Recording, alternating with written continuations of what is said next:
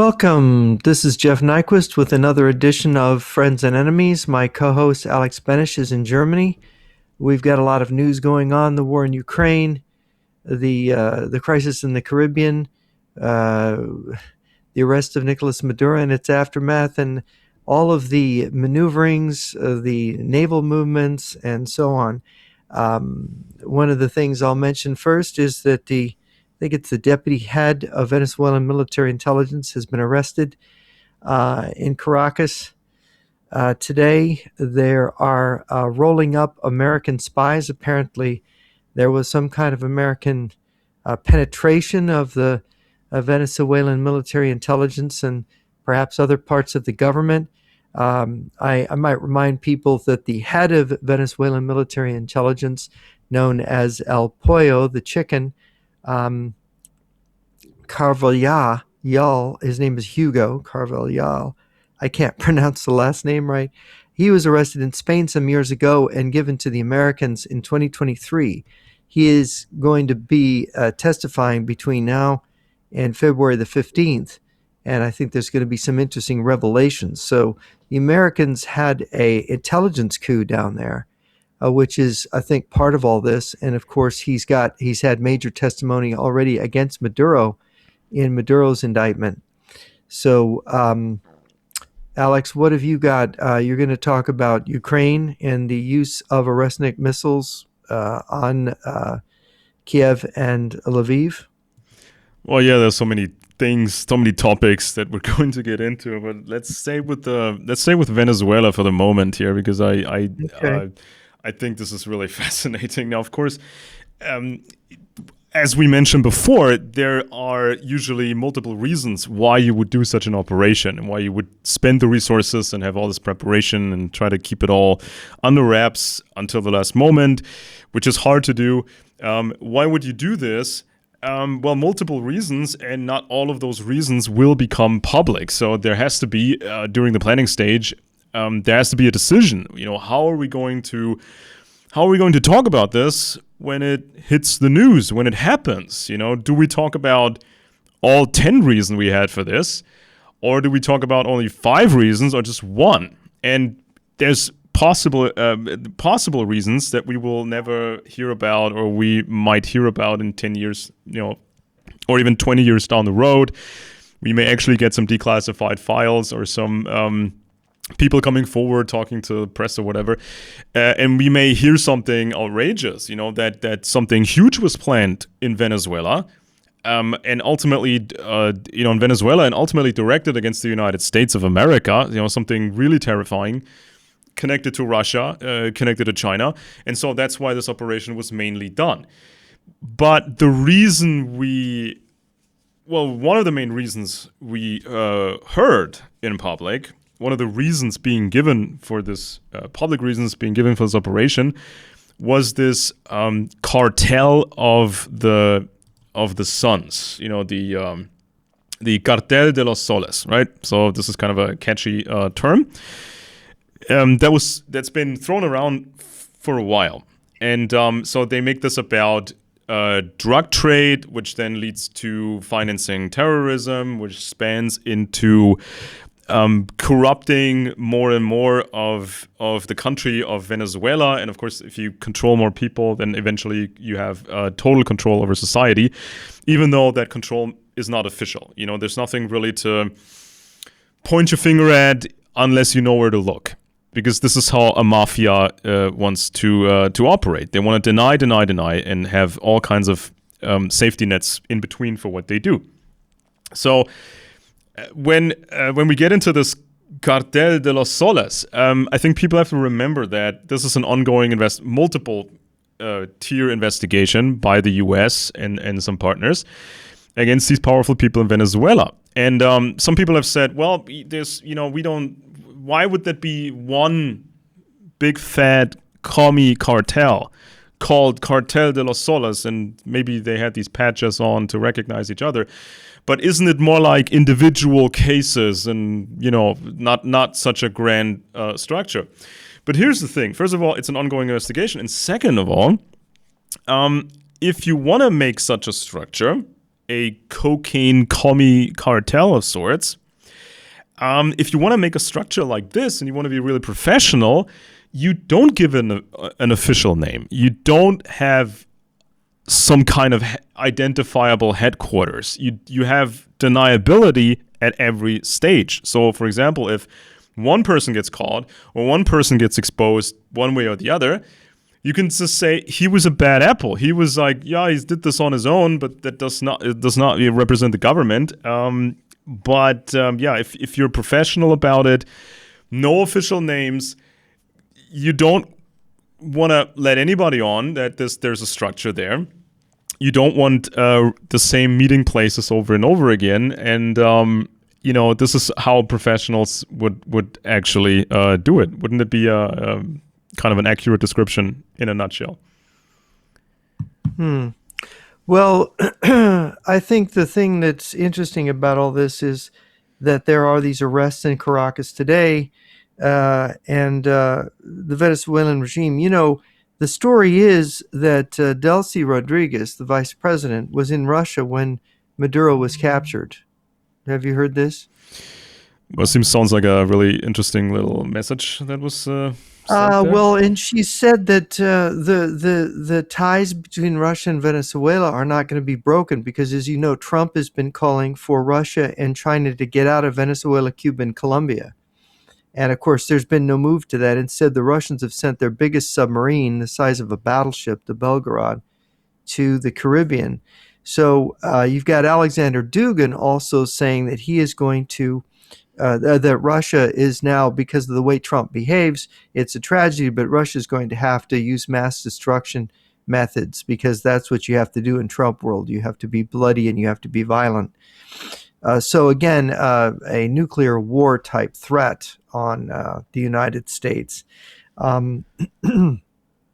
Venezuela is something they've really built up, the Russians and Chinese, and it's a very important part of their encirclement of the United States. There is, I don't know if you heard about this, but the Iranians finished construction of a drone factory in Venezuela in March. And presumably that, I don't know when it started producing drones, but it's been producing drones pretty assuredly in Venezuela. These are the Iranian drones, the ones that are used in Russia. And this is something, you fill the Mediterranean Sea with these drones, you've got a problem for U.S. ships, you've got a problem for U.S. Security in Florida and other places these drones can reach in the United States. And then you have the claim by Lee Wheelbarger, and I've seen the pictures that they have tunneled out this mountain, or the mountain that's sitting right next to Maduro's bunker, where they've tunneled it out and put in a missile base for firing intermediate range ballistic missiles, maybe Oresniks. And of course, this is Lee Wheelbarger thinks that there's a tunnel that connects Maduro's bunker to this missile base, and that the U.S. Special Forces were there more than the 14 minutes they needed to grab Maduro. They went up that bunker and they planted charges inside. They went up that tunnel into the mountain and planted charges inside that missile base and blew it up. I don't know if that's true. That's speculation on Lee's part. But it would be interesting if it would make absolute sense. I mean, it seems like the plausible thing to do. If you're the commie side, I mean, it all seems to make more sense. As a bit of time went on, and we got caught up a bit more about Venezuela, because we've been looking at so many other things over the last years. But so it seems like major things were planned in Venezuela. Major things planned primarily against the United States and its allies. So decision was made to have this operation, which also, as you mentioned, required significant espionage and finding the right people to work with to make this happen. And I think that whole, cocaine thing, which was presented as the main public reason for doing this, or the legitimization of doing this snatch and grab operation, I think the drug thing maybe was also just a way for the communists for these communists over there to come up with some other sources of money, which then can pay people off, buy people, so it's more difficult for the Americans, to buy people, because sometimes people get swayed by just money, not ideology, not status, whatever, or it's just anything immaterial. Sometimes it's just money. And the Russians are running out of money. They used to pay all kinds of bribes and have all sorts of corruption schemes going on. The Russians had all these corruption schemes, bribery schemes all around the world. But this was financed through the oil trade, mainly oil and gas. But now, of course, the oil price can be pushed even further down. So it will dry up sources of revenue for the Russians, which means it will dry up the funds used to corrupt people, used to pay people and pay for people's loyalty. So I think that's kind of how this cocaine thing I think plays into that, because usually, Moscow is the center, but and there's communist sort of global economy subsidizing this, trading this, that, and the other. But all these individual communist satellite states, they do have to have their own streams of revenue because Moscow can pay for it all. And so I think that cocaine becomes counterintelligence in a way, don't you think? For the communists, just these Venezuelans. So they probably thought that all this cocaine would pay for counterintelligence, but apparently it wasn't enough. People got turned in Venezuela, it would seem. And I don't think it would have been possible without these people that turned. Yeah. I don't know if you saw, they had a guy translating from a Cuban guard, one of the guards that survived the attack. I think there were about 50 Cuban bodyguards that were killed. They had a big funeral in Cuba. He described the attack as, of course, the bomb struck. They attacked the buildings that housed the shoulder fire anti-air weapons and destroying them. They then disabled any anti-air weapons that were launched at helicopters, where countermeasures stopped those missiles from reaching the helicopters. So we didn't lose any helicopters. There was some rifle fire from the ground, but there was some kind of bomb that was used that caused all the guards on the ground to start bleeding from the nose, to have symptoms like a sonic weapon or something that had really damaged the people that were on the ground, some kind of terrible weapon. This guard was someone who did not want to ever fight Americans again. They just came in. They had night vision equipment. The Cubans did not have night vision equipment, and they just shot them all down. I think there's many more wounded, maybe more wounded than died, and they just grabbed Maduro. And it was a spectacular operation to go in like that, showing the technical acumen and the advanced technology of U.S. Special Forces. So this was definitely. But what's interesting is President Maduro is not the most important person in this regime.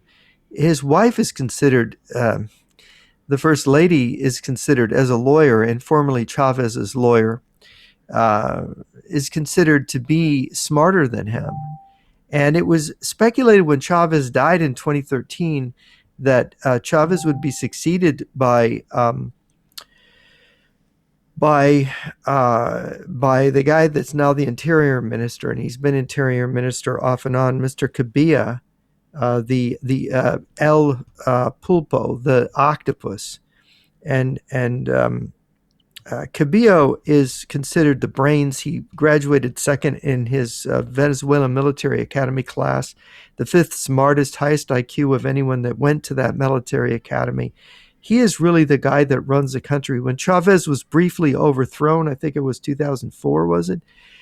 This guy was the president for a number of hours, in and made sure that Chavez was released and that the coup was brought down.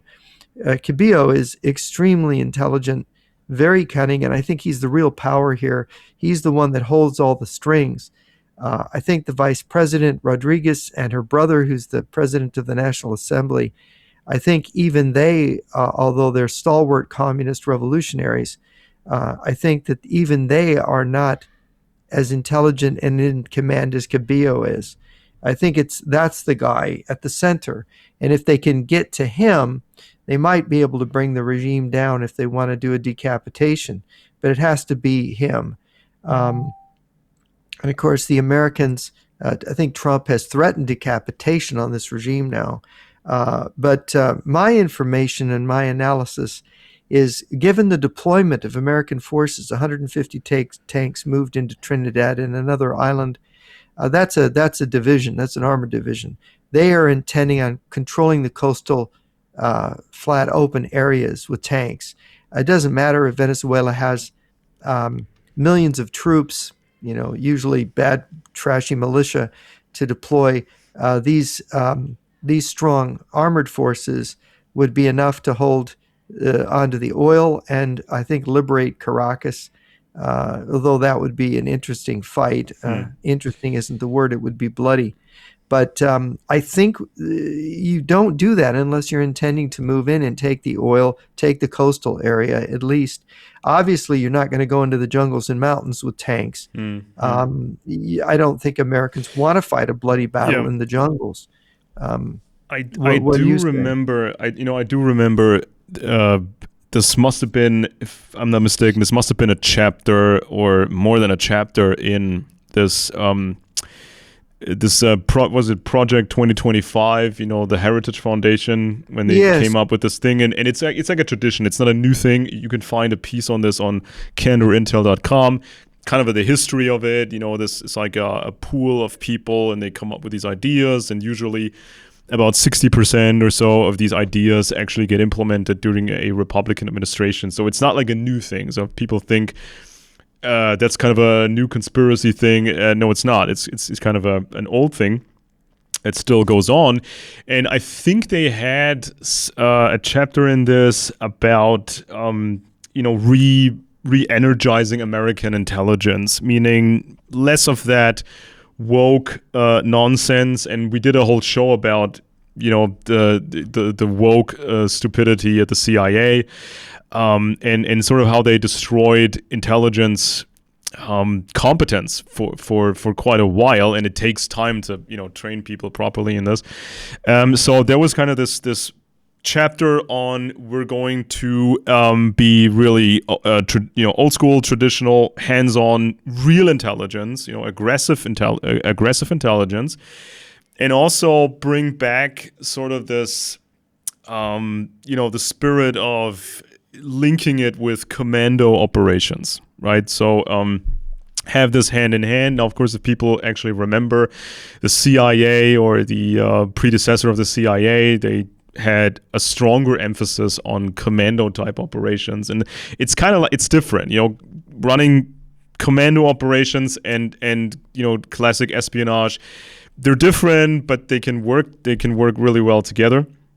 And so this is kind of an example, I think, this Venezuela operation. This is kind of an example of what was promised. So promise delivered. We don't actually know how this is going to turn out fully, but it's like, they said they were going to do this, and they actually did that. And so then Wall Street Journal came out with this.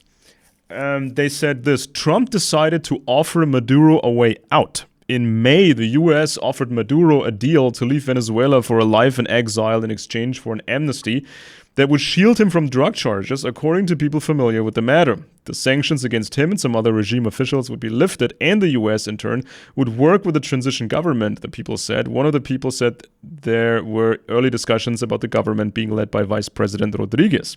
The strongmen rejected the offer, as well as similar ones that followed. So, obviously, from the United States perspective, or the intelligence community perspective, it would be smart to have would have been perfect to have a multi-stage intelligence operation. You get Maduro out, exile or snatch him, and then you gradually add another step and the next step and the next step, and ultimately you would have a government that is friendly, very friendly towards the United States, and you could then get rid of all the other, Russian spies and Chinese spies and all the drug cartel corruption, clean up the mess in Venezuela, ramp up the oil business, etc. So perfect would be intelligence, multi-stage intelligence operation, not flat out old school warfare, send a bunch of Marines and then hope for the best. So this is why espionage is so key, and I think that's why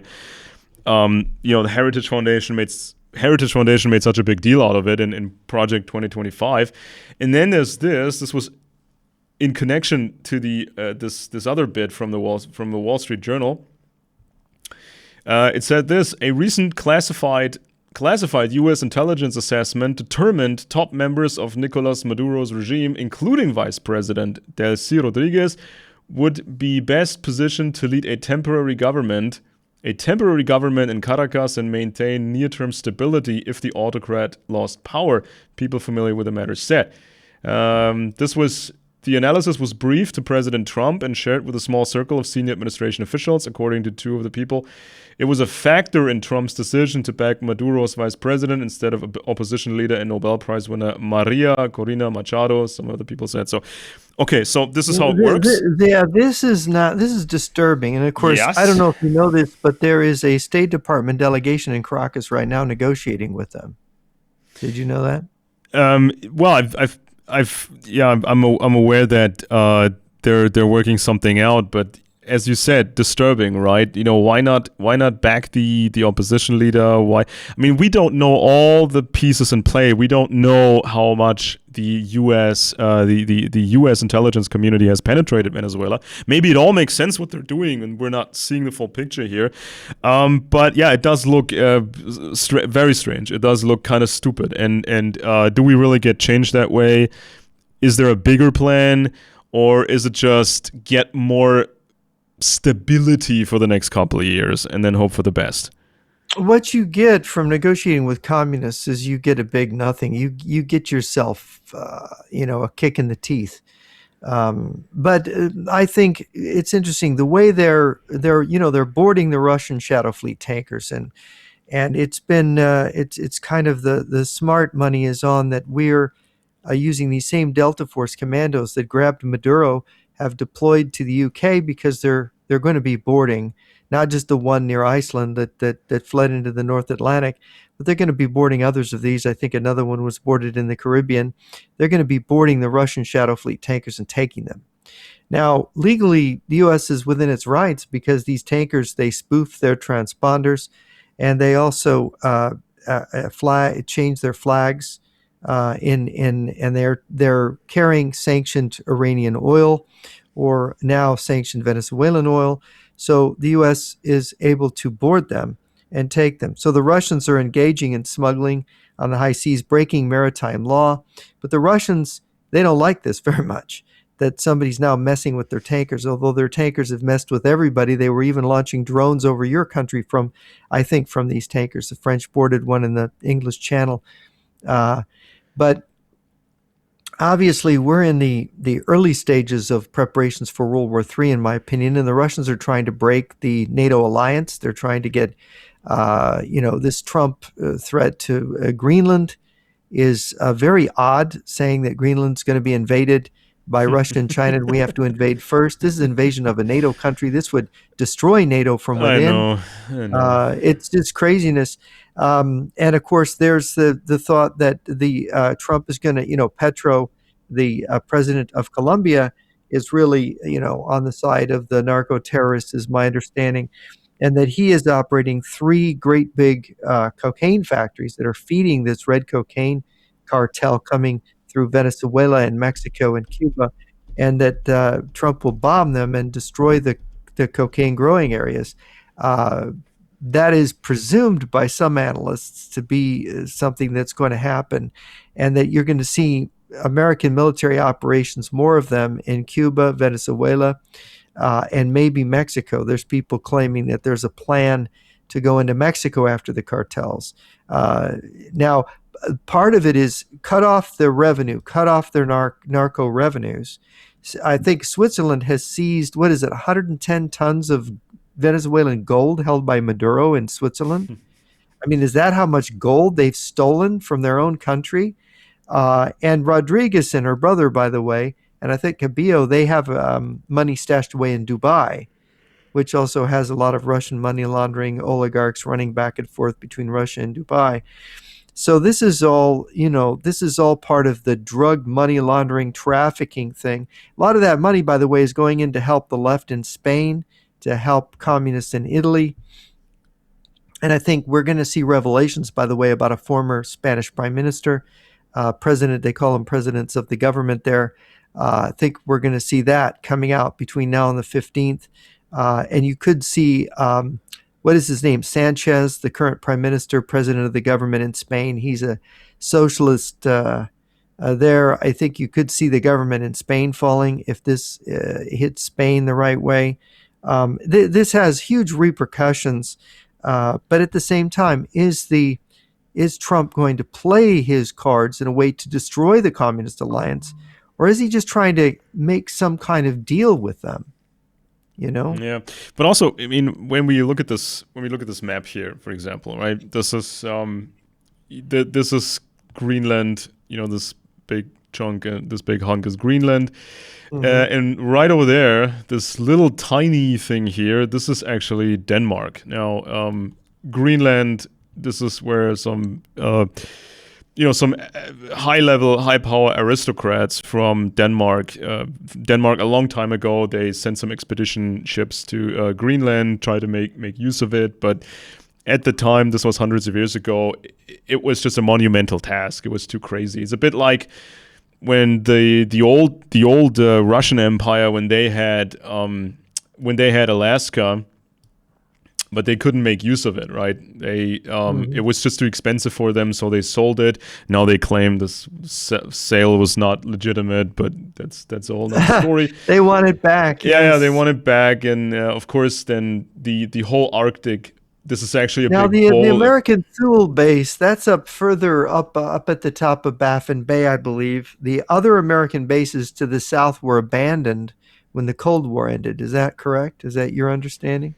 Um, well, we've done a whole episode on Arctic warfare, right? And if people remember, this is just like the normal map. This is what you see, And that's a going. distortion, by the way. That's a Mercator projection, so the Yeah, distances yeah. aren't realistically, since Yeah, the world is exactly. just And of course, here. and Yeah, of course, everything up there is closer together than it looks on it's this map. more it's more helpful, and I can do that maybe if in a minute. It's more helpful to look at it from, let's say,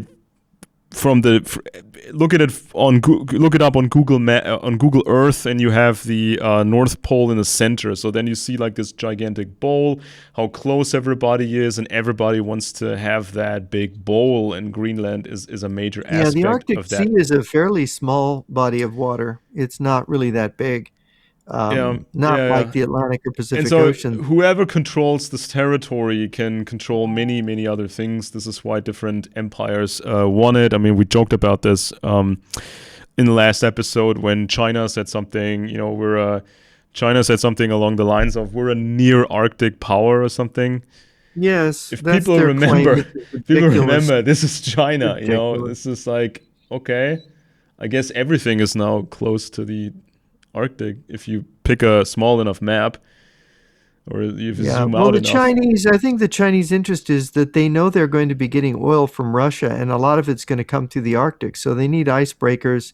And when it comes to winter, they're not going to be able to get much oil out of the Yeah, Russia's and of northern course ports. you need a staging ground. I mean, you need a staging ground for ultimately the attacks against the United States, Yeah, Canada. So there's different ways into the U.S. and we've seen how much Russia was struggling to project its power just over Ukraine. Now, of course, this big hunk is Russia. Ukraine is right next door, and they had all kinds of different points from which to attack, yet they still failed. So it's kind of an issue. You cannot just say go and all your forces are going to move one way or the other towards the United States and attack. You need these staging grounds. You need to do it step by step. You need air bases and you need supply bases in Greenland. And who in his right mind would ever believe that this little thing called Denmark, right? This is like at the top of, right to the north of Germany, and then right to the north, right to the north of that, you have the Scandinavian countries. So does anybody believe little Denmark can actually defend this thing? Under these conditions, I mean, look at this on Google Maps. I mean, this is, it's huge. It's vast. So, of course, everybody who is not completely dumb knows that this is a bigger matter. Yes, hundreds of years ago, some high-level aristocrats from Denmark laid claim to Greenland, and yes, actually, more than 1,000 years ago, the Vikings discovered Greenland in the 900s AD. Yeah, there's like this with different stages. I mean, you had this guy. This is Christian IV of Denmark. He was king of Denmark and Norway, and he was the Duke of Schleswig-Holstein, which now belongs to Germany, but he is a member of the House of Oldenburg. This is one of the oldest dynasty, one of the biggest, one of the most powerful dynasties. These kind of families, especially Schleswig-Holstein, they played a major role in the British Empire and also in the old Russian Empire. People remember Schleswig-Holstein, Romanov-Gottorp. So I think that was the combination back then. It was not just the Romanov family, it was Schleswig-Holstein, Romanov-Gottorp, and so they laid claim to it. But of course, if you can't defend it and there's World War III looming, you got to be realistic about it. And then there was this. This is what nobody remembers, actually. The Danish colonization of the Americas. Denmark and the former real union of Denmark-Norway had a colonial empire from the 17th through to the 20th centuries, large portions of which were found in the Americas. Denmark and Norway, in one form or another, also maintained land claims in Greenland since the 13th century, up through the 21st century. So there's actually kind of a serious history about this. So I think the way this is being, this was the Treaty of Kiel. This was concluded between the United Kingdom of Great Britain and Ireland and the Kingdom of Sweden on one side and the kingdoms of Denmark and Norway on the other side. They're all related, by the way. I mean, the high-level aristocracy of all these countries mentioned, they're really, really close. They're very close. So the way this is being communicated right now, I think is a bit silly because people, again, in the media, of course, they make it about Trump. They just want to hurt Republicans. That's all what this game is. They will say that or imply that Trump is some sort of king. That Trump is like a king. He's like Napoleon, and he wants everything just for his personal little ambition and his feelings. So they make it all about him because that will damage ultimately the entire Republican Party. The media believes, and also, when they talk about, this could, totally shred NATO, and this is, of course, it's serious, right? If the people of Greenland are not really on board, it will become a very difficult, very sensitive matter. But ultimately, if this was once claimed they're not on board. And if this was once claimed by Denmark, right? And if it is sovereign Danish territory. Yeah, and if these the aristocracy of Denmark, if they did their usual job, they would have established networks and structures in place and grow these structures, even hidden structures. In Greenland, they would do this normal job that they would normally do.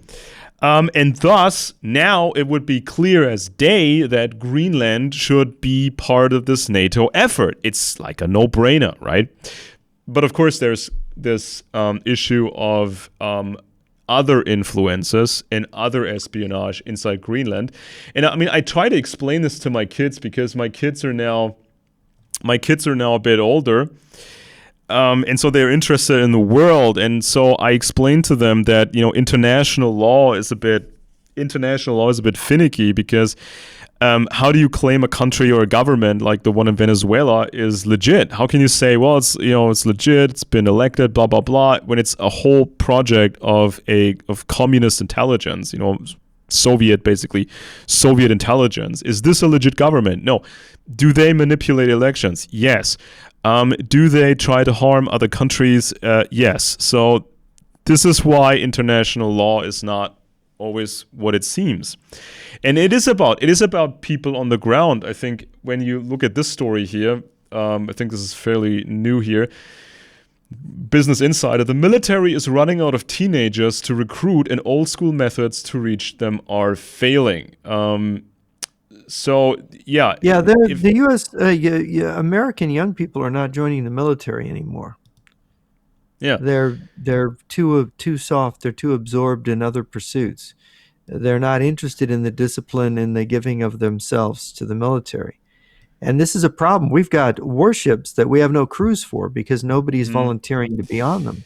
Yeah, so you can have a lot of economic power like the US, you can be experienced in intelligence matters, and you have like a huge military, but if you don't have the people anymore, people that can fight, and if you don't have the allies anymore, I mean in terms of, regular people, if you don't have the support, then it's not such a no-brainer anymore. Like integrating Greenland obviously into NATO. I mean, what else? I mean, look at this. This is US, Canada, Greenland. There's Europe. That's kind of like, especially with Canada, this is kind of like, this is cold people territory. This is like, dare I say it, white people that grew up in the cold. White people that lived where it was cold, so they had to be really inventive and they had to make things work and be really focused. And that's kind of where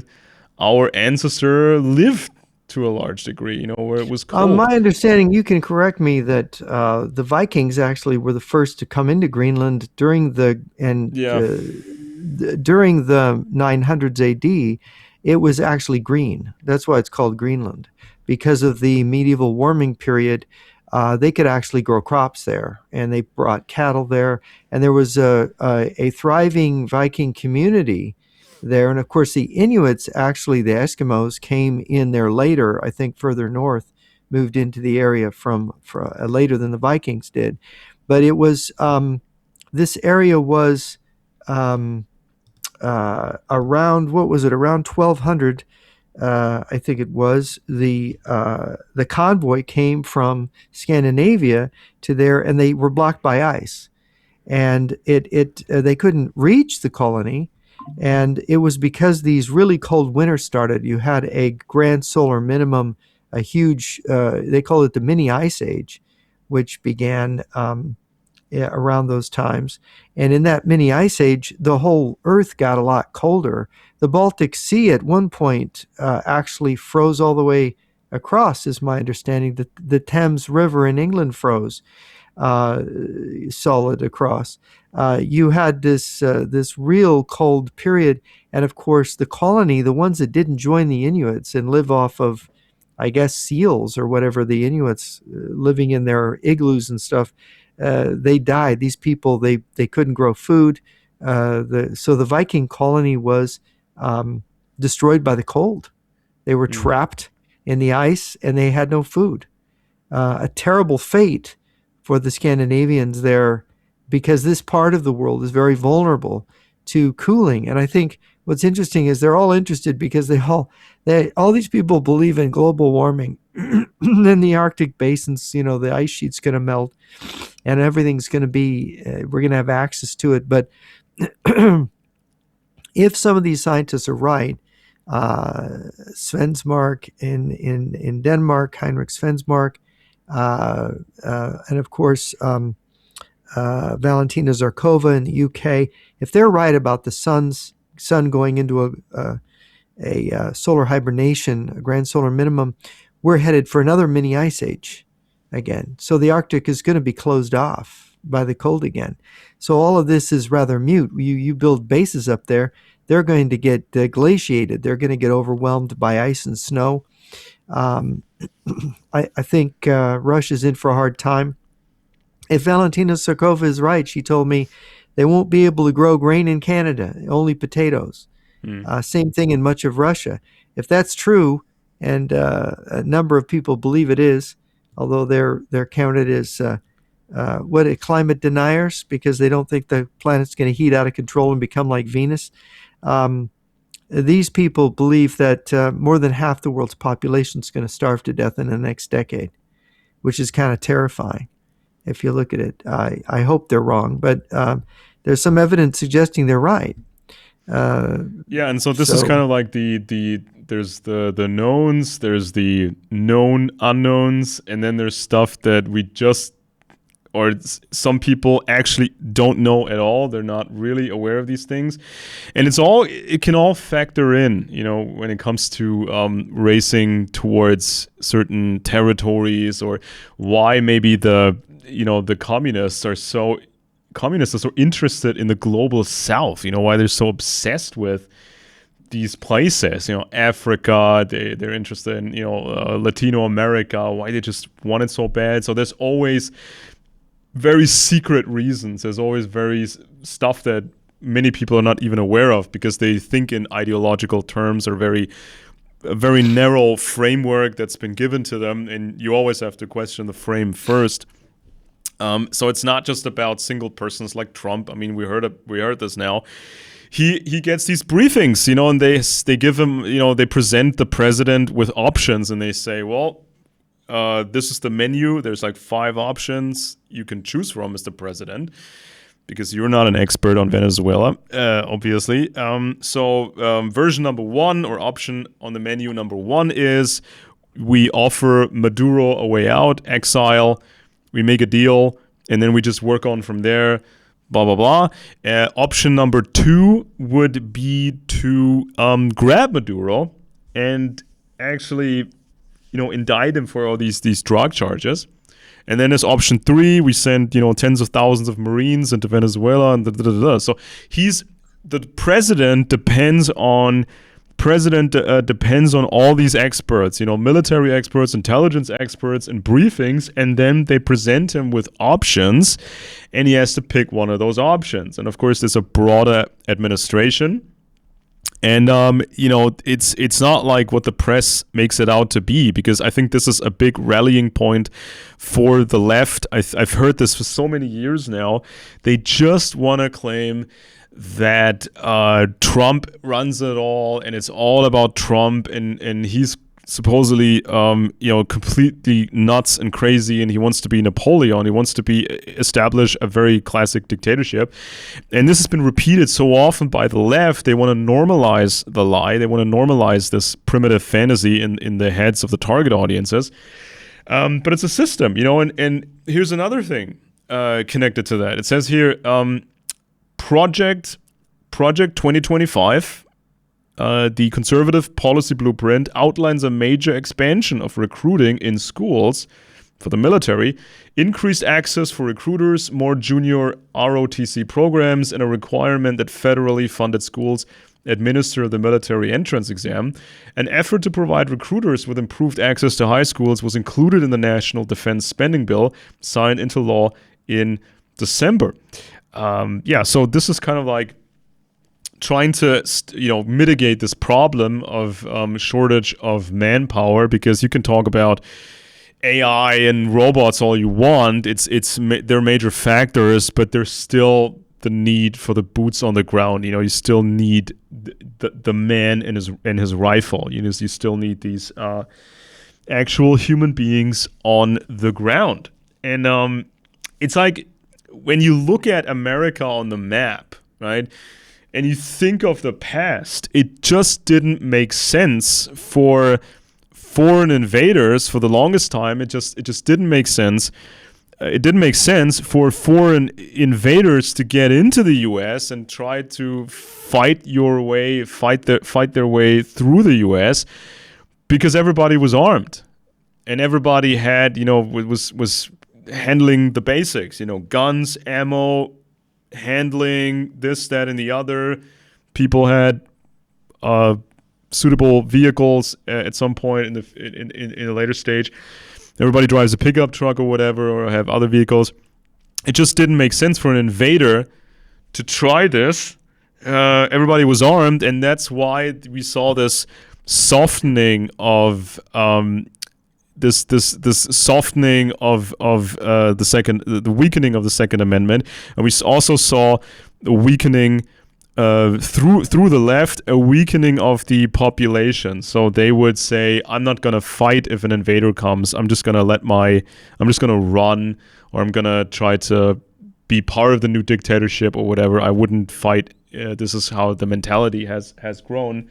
So these are all projects. These are all communist projects, and they run them in parallel with each other. And when Project 2025 came out, the public version, I did reports on it. I commented on this quite a bit, and it seemed like a very broad anti-communist anti-communist project. A lot of really classic anti-communism. They were a bit hesitant, I think, if I remember correctly, hesitant to mention Russia, but that may change now in the very near future. How can people be so slow to not realize Russia is working with all the communist powers, and that we have defectors that said that Russia would fake the Soviet Union collapse was a fake in advance before it happened. Golitsyn, Anatoly Golitsyn said in 1984 in a book, New Lies for Old, the Communist Party was planning to give up power in Russia, but it was going to be false. They were going to maintain power from behind the scenes, and they were going to continue to work with China. He predicting one clenched fist, China and Russia together would flip the military balance in the future after the West had disarmed to a certain point. Here we see all this is played out exactly as we were told by Golitsyn. And Shana in 1982, a defector from Czechoslovakia, in 82 wrote a book saying they were going to fake the collapse of the Warsaw Pact. It was a plan that he was aware of. You had Zaslav Bittman mentioning this. Beforehand, you had Robert Buchar, who worked in the office of the Czech president, saying he knew about it in 1978. And I've talked to others who knew about it in advance, people from the former Soviet Union, people of lesser note. It's funny, how is the U.S. intelligence and media and political leaders, how come they don't know this? And the answer that Viktor Suvorov gave to Christopher Story back in 2000 was because they're stupid. U.S. intelligence, he said, and British intelligence is because they're stupid. That was his answer why they don't seem to know it. They believe what they've been fed, and they want to believe it, so they don't want to dig very deep. Yeah, I mean, could you briefly describe what the what kind of person nowadays, or in the last couple of years, what kind of person gets picked for the CIA, for example? Who gets recruited? What do these people know? What is their knowledge at the moment in the time when they get recruited, and what do they learn when they join the CIA? So what's the substance there, and what's lacking in your typical CIA officer or analyst? Well, they're Americans. That's the first problem. And I think it was James Angleton himself who said that Americans aren't suited for espionage intelligence work. Most of them just aren't. The culture doesn't go along with it. We wear our opinions on our sleeves. We say what we think. We don't live normally a secretive hidden life. And then the fact that they recruit people from colleges. Well, what is taught on U.S. colleges? It's a bunch of left-wing garbage, mostly. What was her name? It wasn't Amy Knight. It was Amy. She wrote a book, "Blowing My Cover." She'd been in the CIA. It's a kind of a comical book. Of course, she was in the CIA in the late '90s, and then through 9/11, and basically what she describes as a complete farce as far as what she was exposed to. They have rules in the CIA. You're not supposed to have sexual liaisons with foreign nationals, right? But they were all doing it. And she had a Bulgarian boyfriend. And of course, who they recruit college people who have lived overseas, who have gained Mm. certain language skills, who have contacts in certain countries. Can get Um, around.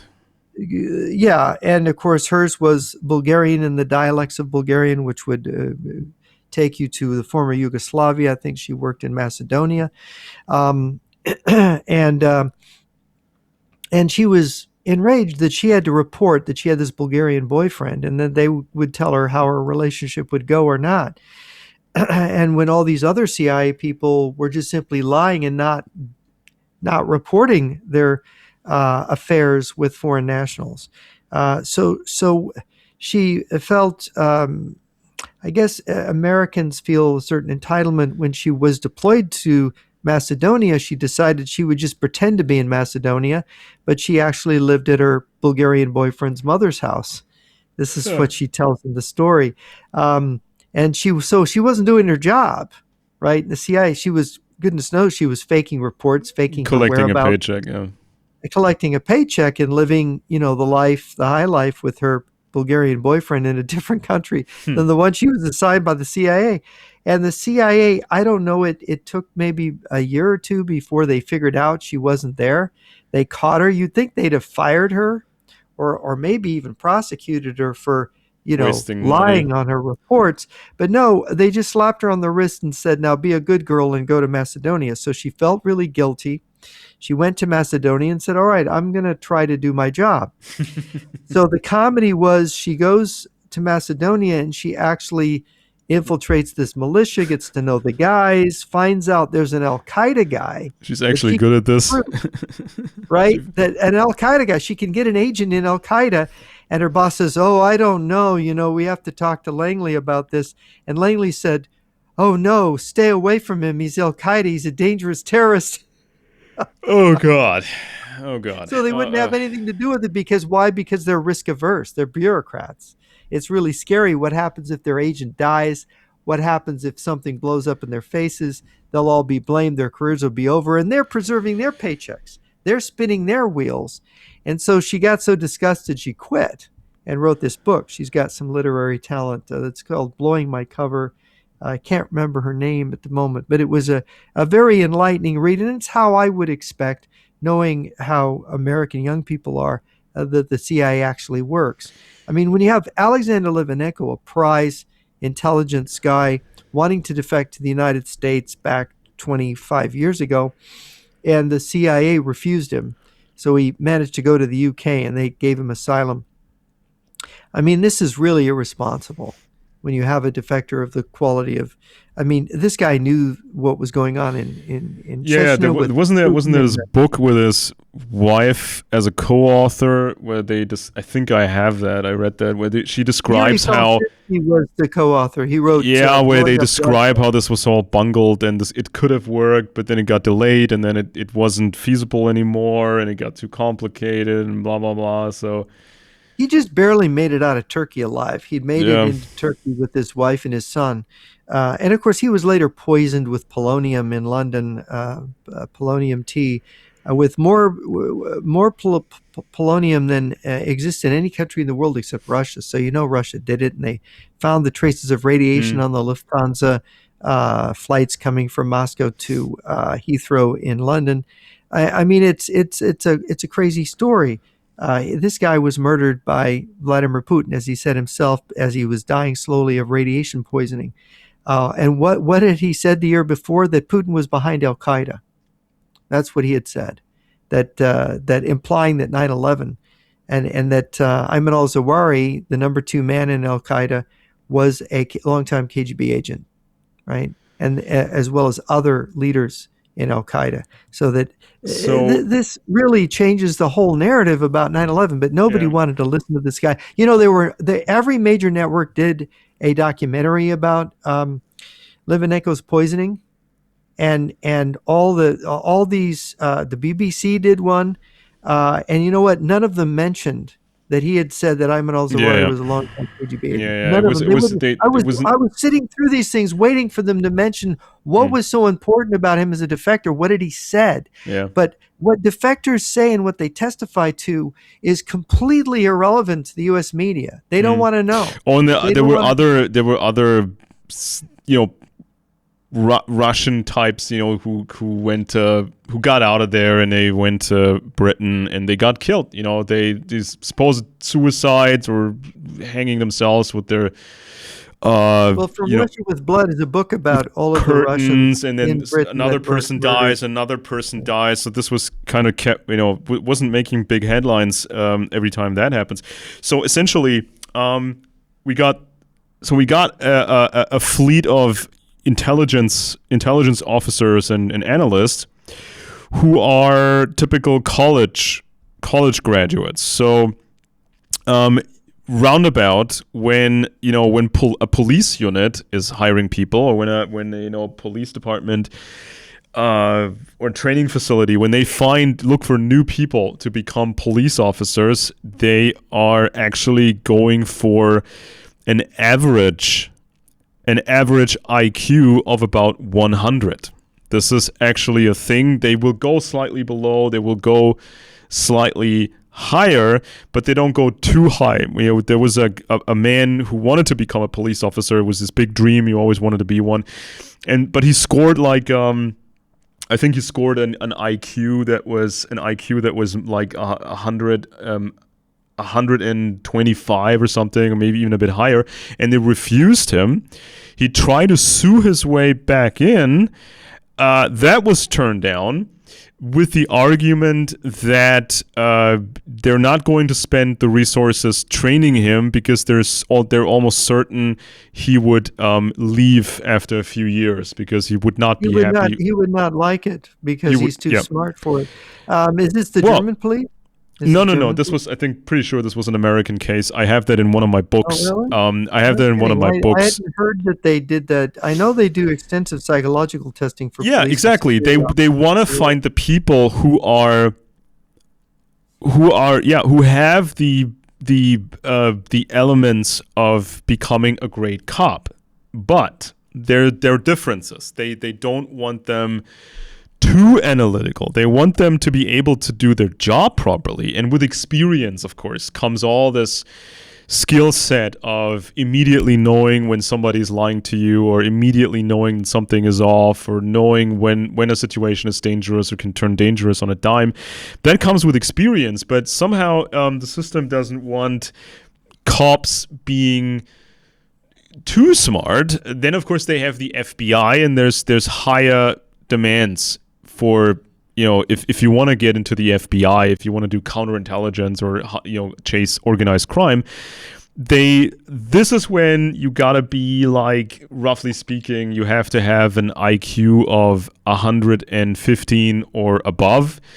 And I think Western intelligence services, Western intelligence services, I think they require an basic IQ of about 120, 125, and this is also many colleges. They would say you need to be in a certain IQ bracket, and so then you can.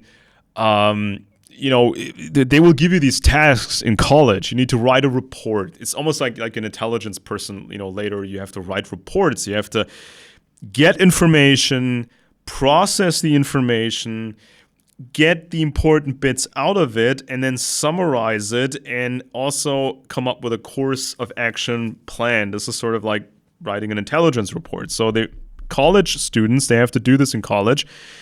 And you can say it's for political science, it's for history, it's for sometimes sociology or whatever. But you have to be able to do that. You have to acquire information, process, and then come up with a report and a summary and a course of action. And But what you're up against, right? When you recruit these college graduates for the CIA, what you're up against, of course, is a communist system, a global reach communist system, a communist system that has super highly intelligent people working for it. So they have people with 100 and 150 IQs or above. So there's like whole new categories, higher categories of smartness, and they're specifically trained. They're not mistrained like the colleges do, or there's this. It's not such a lacking training what you would get in the CIA or some other Western service. It's a very precise, very focused what the communists are doing in their training, and they have all these super smart people working on how to expand communism. Working at it from the military angle, intelligence angle, and psychological angle. Or chemical angles or biological angles, and that's what we're up against. So, strategy, plans, long-term operations from communists, that stuff is planned by outrageously smart people that are working for the system over there, and so we have to match that in some form. And usually, what happens is when there's students that in the West that appear to be super smart. I mean, you can tell, if they are crazy smart, at a very young age, and they just, learn more and more and more, super, super fast, and they could make have a college degree when they're 17, basically, or they can be a professor at 20 or something, these wonder kids or whatever. But usually what happens is, in the West, we take these geniuses and we put them in space physics, or we make them design something that's not that relevant, right? So this is where we put the smartest people. Space physics, again, observing stars and black holes and coming up with all kinds of fantastical ideas of how you may move around in the solar system or our galaxy and what's going on in other galaxies. That's very nice and very important, but we shouldn't put the super smart people all into, put all these eggs into that basket, because how are you going to fight communism when your people, your analysts have 120 IQs, 125 IQs, but you're up against people with 150, 160 IQs. Would that be a fair assessment? Yeah, well, I found here that certain cities, the 104 is the ideal IQ apparently for police officers in some jurisdictions. And they talk about the city of New London, and they say there's a risk of boredom and turnover, compliance. There's a perception that officers with certain intelligence might be more compliant if they're lower intelligence, less likely to challenge orders or procedures from superiors. And there's critical thinking, that they're more likely to question orders and to maybe cause problems. So they want I guess they want a certain intellectual mediocrity from all that. Yeah, and of course, I mean, it's like it's a division of tasks, right? So let's say let's say somebody gets a driver's license at 16, or our country would be 18. You get a driver's license. That does not make you an automotive engineer, but it doesn't have to. Or it doesn't make you a maintenance car expert, somebody who could wrench through every problem and fix every car, and an engine specialist. So you get a driver's license, and then you gain experience in driving, and you can be a really good driver. And you're able to handle a car and not be an automotive engineer. Same with firearms. You're supposed to be able to handle firearms safely, which is actually easier than operating a car safely. not that hard to begin with. You would expect that from any adult. And so if you stay healthy, if you own firearms, you have ammunition, and this is sort of the militia concept, you don't have to be a super soldier, and you don't have to claim or create the impression that you're some sort of super soldier. You're a citizen, and you have skills, and that's good, that's great. And oftentimes when we have to make decisions about complex things, we can get a boiled down explanation from actual experts who have done nothing else but that particular special type, whatever, specialized thing, right? So we get a breakdown, and this is kind of what these experts have to offer, that they explain it to us in a simple language that we can understand. We can get into the topic, and we can make a good informed decision. So it's so vital. It's so vital that people get used to reading about, especially spy cases. There's nothing more entertaining about that. It's better than any fiction. And so they can get into that, and they can start processing information better. You can actually get the mindset, at least, of a proper analyst.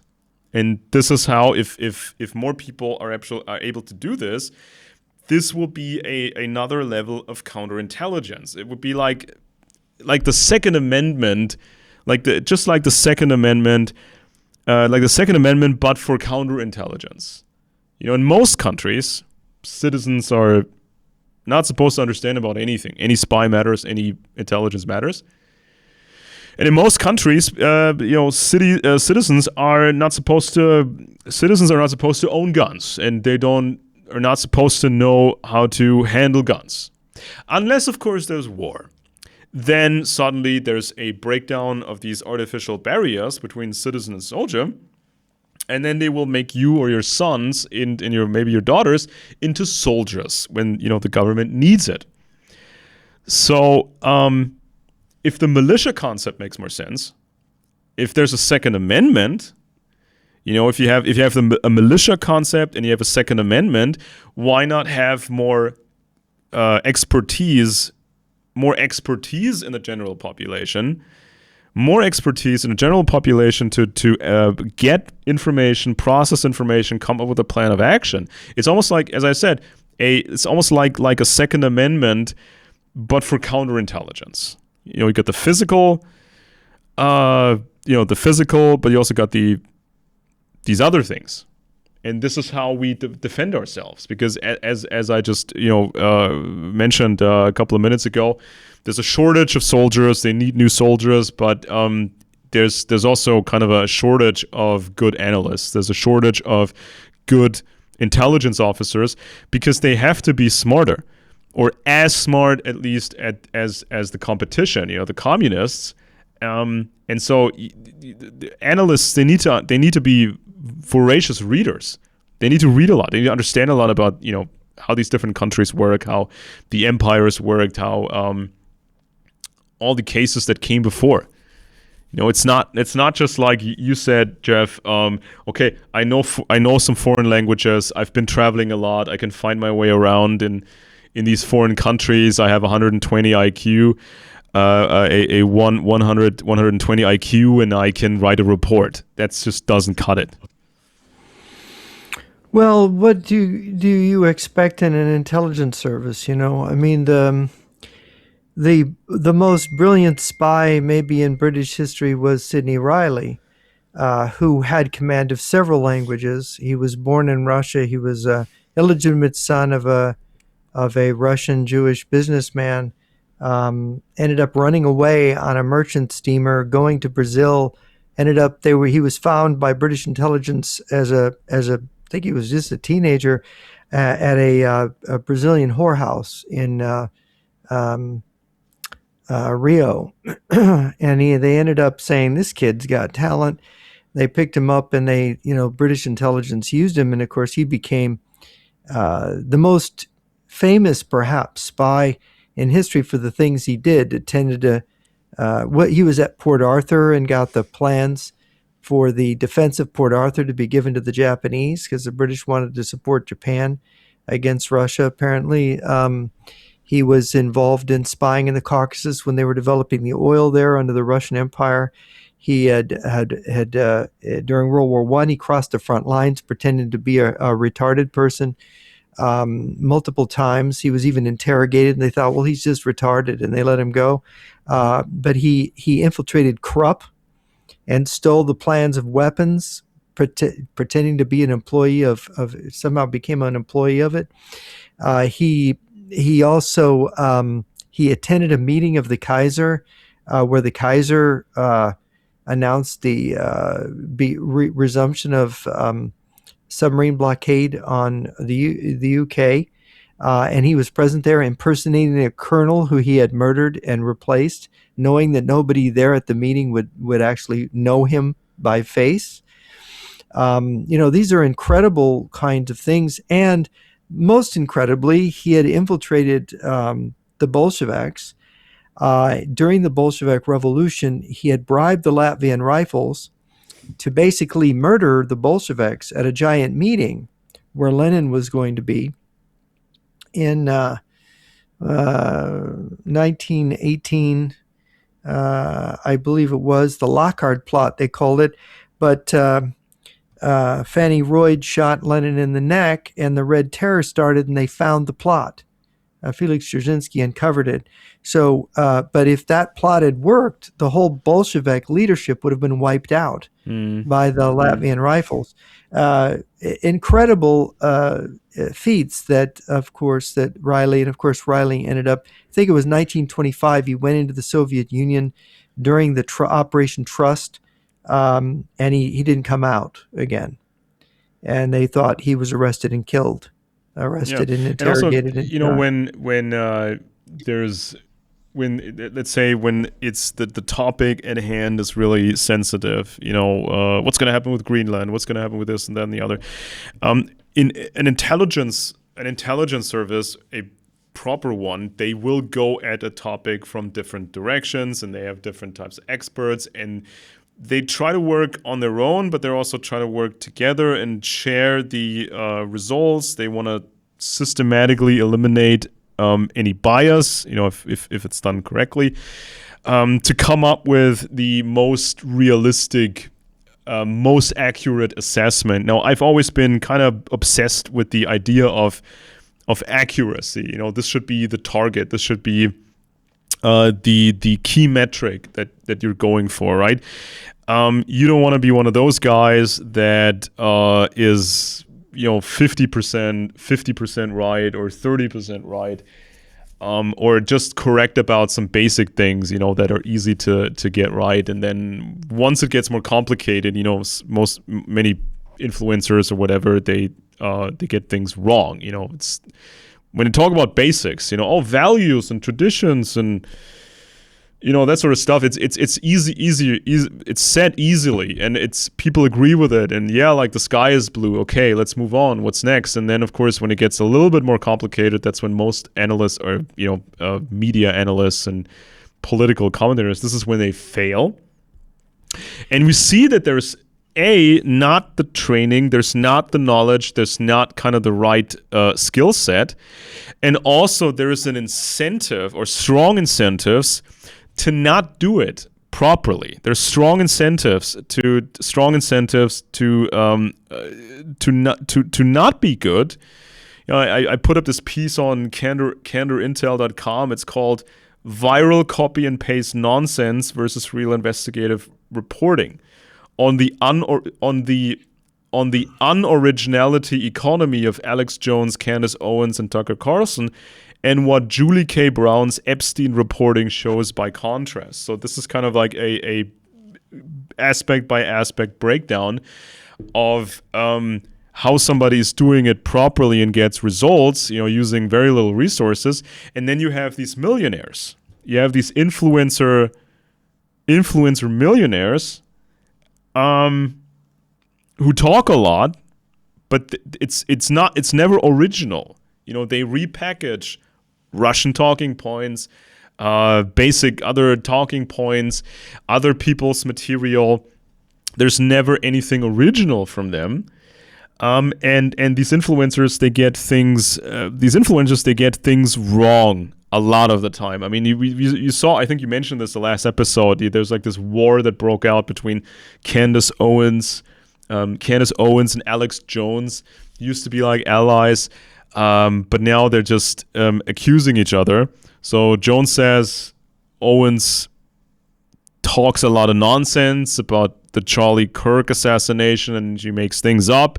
She says he's old and he's not brave enough. He should retire. But it's kind of interesting to see Alex Jones saying Candace Owens is incompetent, and she didn't fact check, and she didn't really check the sources. That the guy that called the Sandy Hook guy, that's the Sandy Hook guy who was squirming. Who was squirming in court under oath, basically in these depositions, when he was asked basic questions. How did you prepare these Sandy Hook reports? Who did you do basic checking? Like this, that, and the other. No, or I don't remember. You should have prepared for these questions. Jones is posturing as the responsible. The adult in the room, yeah, he wants to be the adult in the room, and she says, she says, oh no, you're a grandpa. You should retire. Did you see what this is incredible. Did you see what Tucker Carlson said about the Maduro seizure? That Maduro's government was socially conservative and they banned gay marriage, and so why it's the globalists. That's why it was because of gay marriage that they abducted him. Yeah, that's what Tucker Carlson suggested, and he actually says, "Well, that's not so crazy." He actually says that this is not a crazy idea. But who does he think? Who does he think is running the Trump administration? If it's these mysterious globalists that just run everything, globo homos, he calls them. Aren't people? Isn't he advocating for people to vote Republican? What is he doing? It's like no. He's obviously shilling for Iran, and we haven't even mentioned the Iranian thing is getting more out of hand now. The police are joining the demonstrators. You see burning buildings in the videos. They're calling for the king. They're calling him a king. They want the king, Reza Pahlavi, to come back. The son of the Shah, right? This is the son of the Shah, the crown prince, but they're calling him king, which means, and it's all over Iran.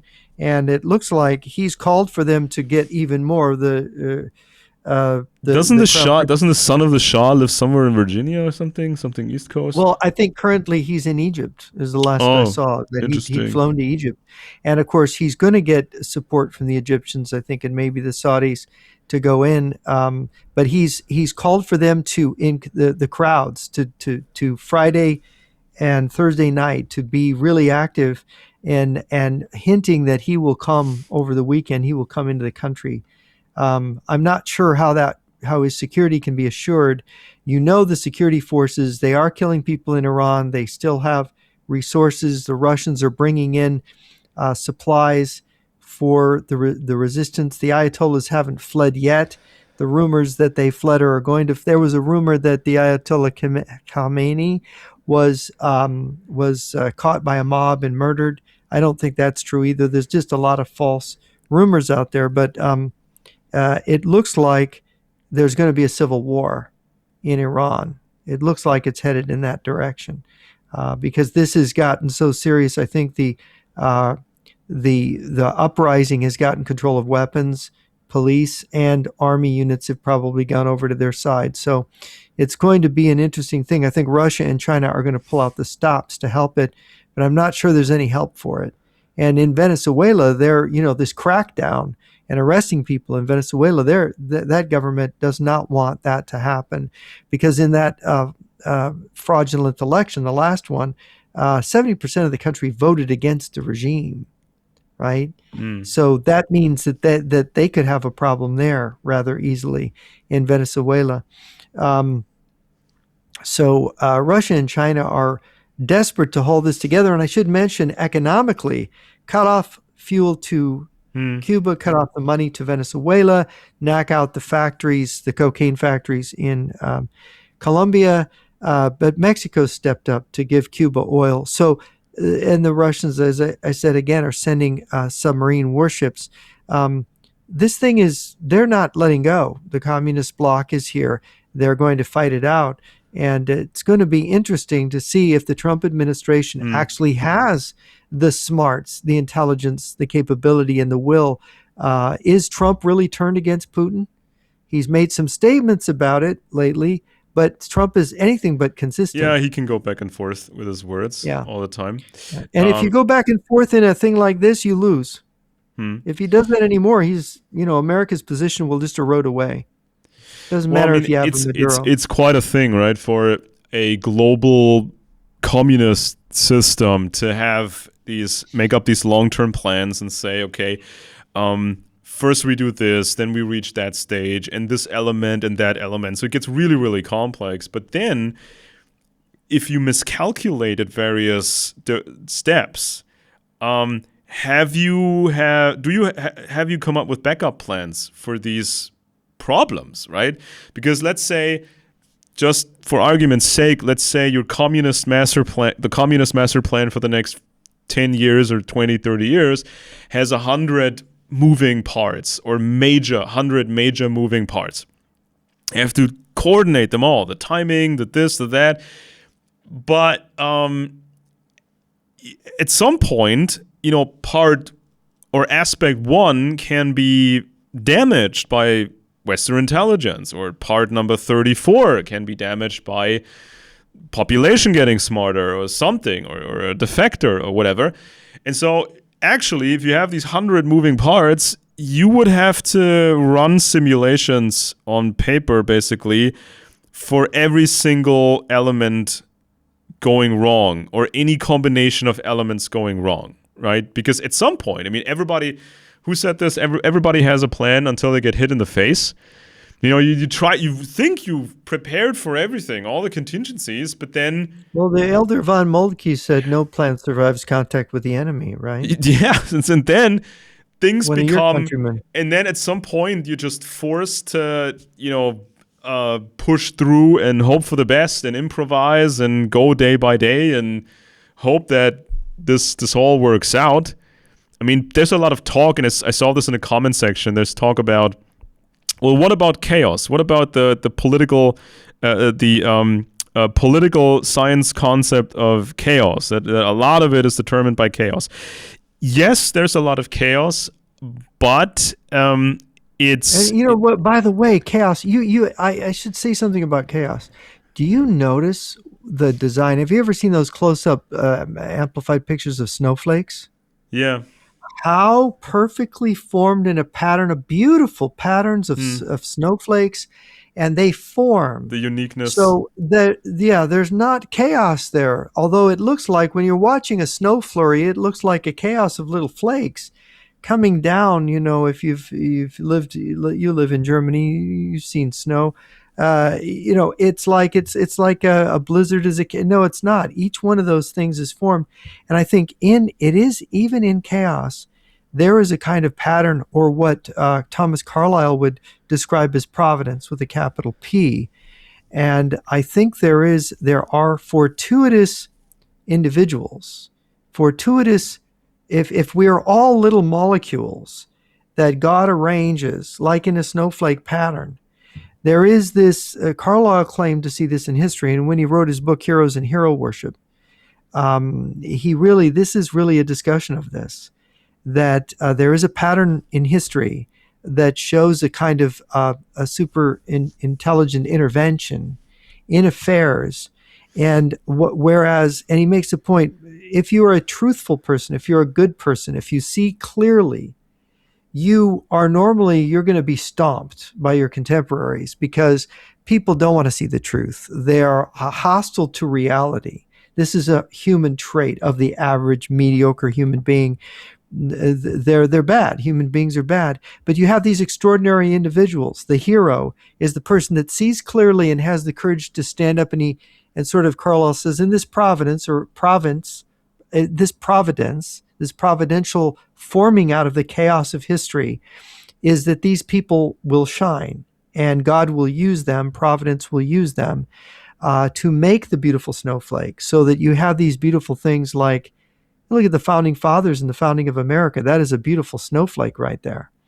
Look at how many good things have come out of bad things in history. We would all be dead, right? The whole human race would be extinct if there wasn't good things forming all the time, even out of the worst Mm-hmm. circumstances. So Yeah, the yeah, proof is in the chaos pudding theory, sometimes. Yeah. the proof is in the pudding. The chaos thing is true. There's a lot of terrible accidents and tragedies and horrible things that don't make any sense. But if you look at it at this larger thing, there's a superimposition of some kind of divine mandate. This is, and Carlyle convinced me when I read it. I thought, this is, he goes over Cromwell, he discusses Napoleon, Martin Luther, a number of literary figures, and you're like looking at this going, I mean, it's a beautiful thing. These are beautiful people, beautiful things, beautiful moments. And so when I look at how really awful Trump is, going back and forth, zigzagging, it's really odd how he is himself a walking ball of chaos, right? He's for Ukraine, he's against Ukraine. He's for them, he's against them. He's friendly to Putin, he's unfriendly. He's criticizing. Back and forth he goes. And you can't hit a moving target. I've said this about him before. But what's really interesting is that when you add Marco Rubio to the mix, okay, Marco Rubio, who has been, if anything, consistent throughout his career, anti-communist, doesn't believe the Cold War ended in 91, has ridiculed, in his more recent book, has ridiculed Francis Fukuyama for saying it's the end of history. A guy whose family originated in Cuba, who has relatives in Cuba now, probably doesn't even know how to contact them. And isn't it funny how he is both Secretary of State and he is a national security advisor? And I'm getting my Chinese source, Mr. Wang, is saying, well, the Chinese are disappointed in their agents of influence around Trump because Rubio is the one that's got Trump's ear. So there's almost like something is working out because of Marco Rubio, because one guy is and there's guys like General Dan Kane, they call him Raisin Kane. There was he was kind of involved in the or leading in charge of the Venezuela operation, and there's if people look up his name and also search for terms like Ukraine, Putin, Russia, people will actually find these media reports and videos of these official hearings where the question is asked by these elected officials or these politicians. The question is asked: Do you think Putin will stop? Putin will stop after Ukraine? And Kane's answer was no. The mobilization is too big. It's just no, and it's not really debatable either. And he says it, and he said that, and he said it. It's like there's no question about it. This is not even up for debate. Actually, it is what it is, and so you can find these quotes with Kane, and he was put into that position. He's the guy who got put in that position, the Joint Chiefs of Staff, and so there's people that know what they're doing, and if let's say you're a communist, you're a communist system, you're a communist sort of communist empire, right? Your basic outlook, what you want, what the result should be in the end, that basic consideration is actually very simple. You want to expand, control, take it all over, and then have no opponent left.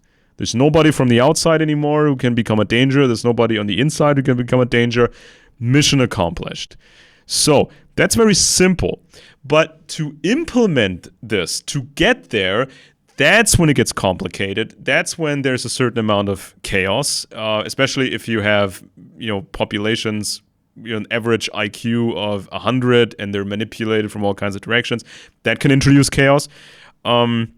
But then, of course, there's also strategic obfuscation, and I think we saw that very clearly with the Russians, and the Chinese. So basically, what happened was there was a high-level meeting, few generations ago. There was a high-level meeting in a very close, very small circle. They decided we're going to do a bit of heavy theater. We're going to stage animosities between Russia and communist China. We're going to almost fight in public. We're going to say all these nasty things about each other. We're going to scream at each other at these communist big meetings, have that drama.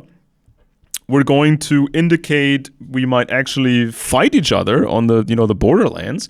And so we need to have this theater, and it's going to take about at least 10 years for it to work. We're going to do this for 10 years, and we expect that we will by then have normalized the lie in the minds of our enemies. So this is how it's done. We have a very straightforward target. Then we have to split up the tasks to achieve it, and then we can see if we actually achieved it. But to the outside world, it was supposed to look like chaos. And that's the obfuscation that comes in. Strategic obfuscation. It was supposed to look like these communist states were chaotic towards each other as an international communist international.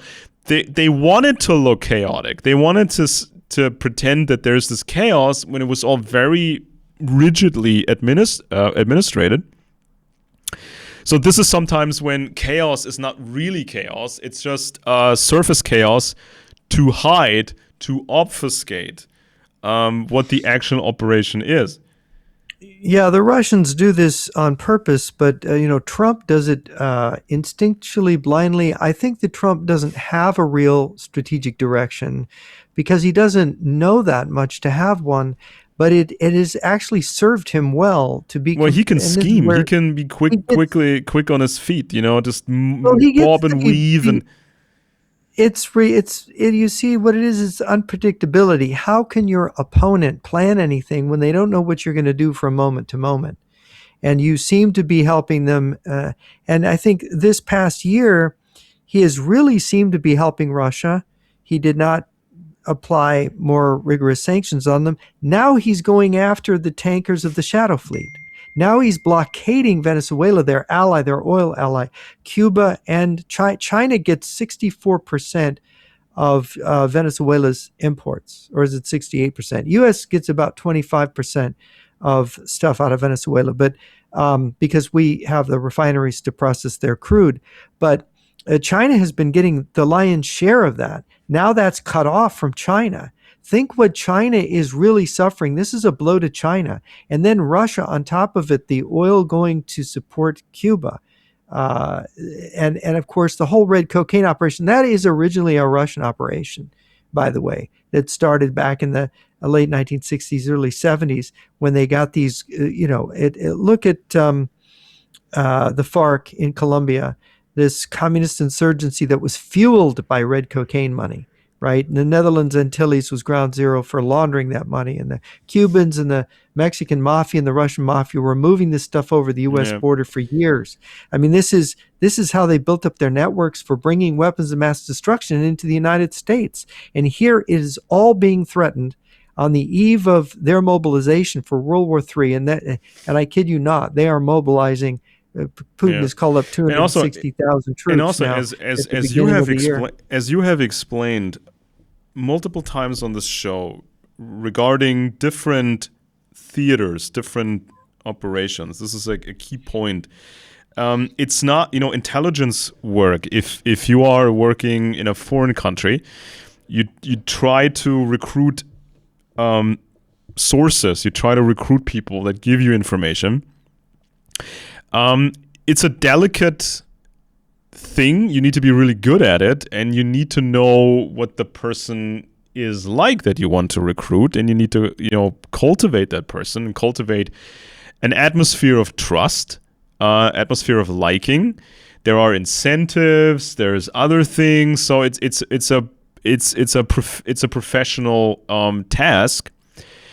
But and then of course you have networks, you have spy rings running, you build these bigger structures, you have front companies, you have other front organizations, so you're trying to build up this thing that you need, but then you're up against an enemy who will use red cocaine, commie cocaine, and the associated mafia structures that are associated with it. And so that means the other side, they don't have to play the most delicate game.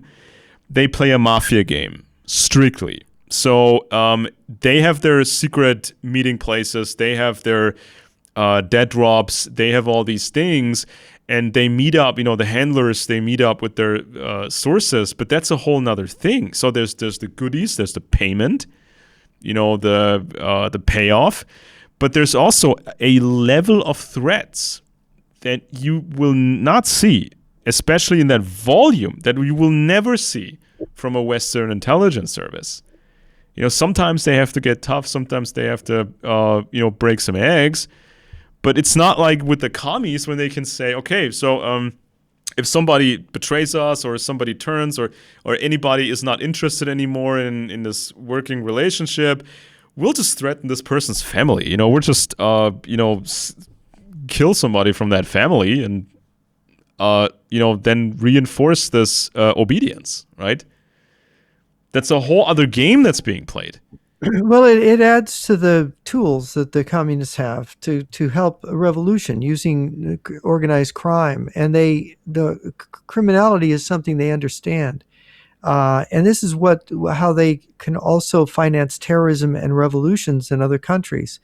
And I think it's, and you can tell me what you think about this, but it seems fairly clear to me that the mobilization, we have satellites that can see underground, that have thermal imaging radars that can see things.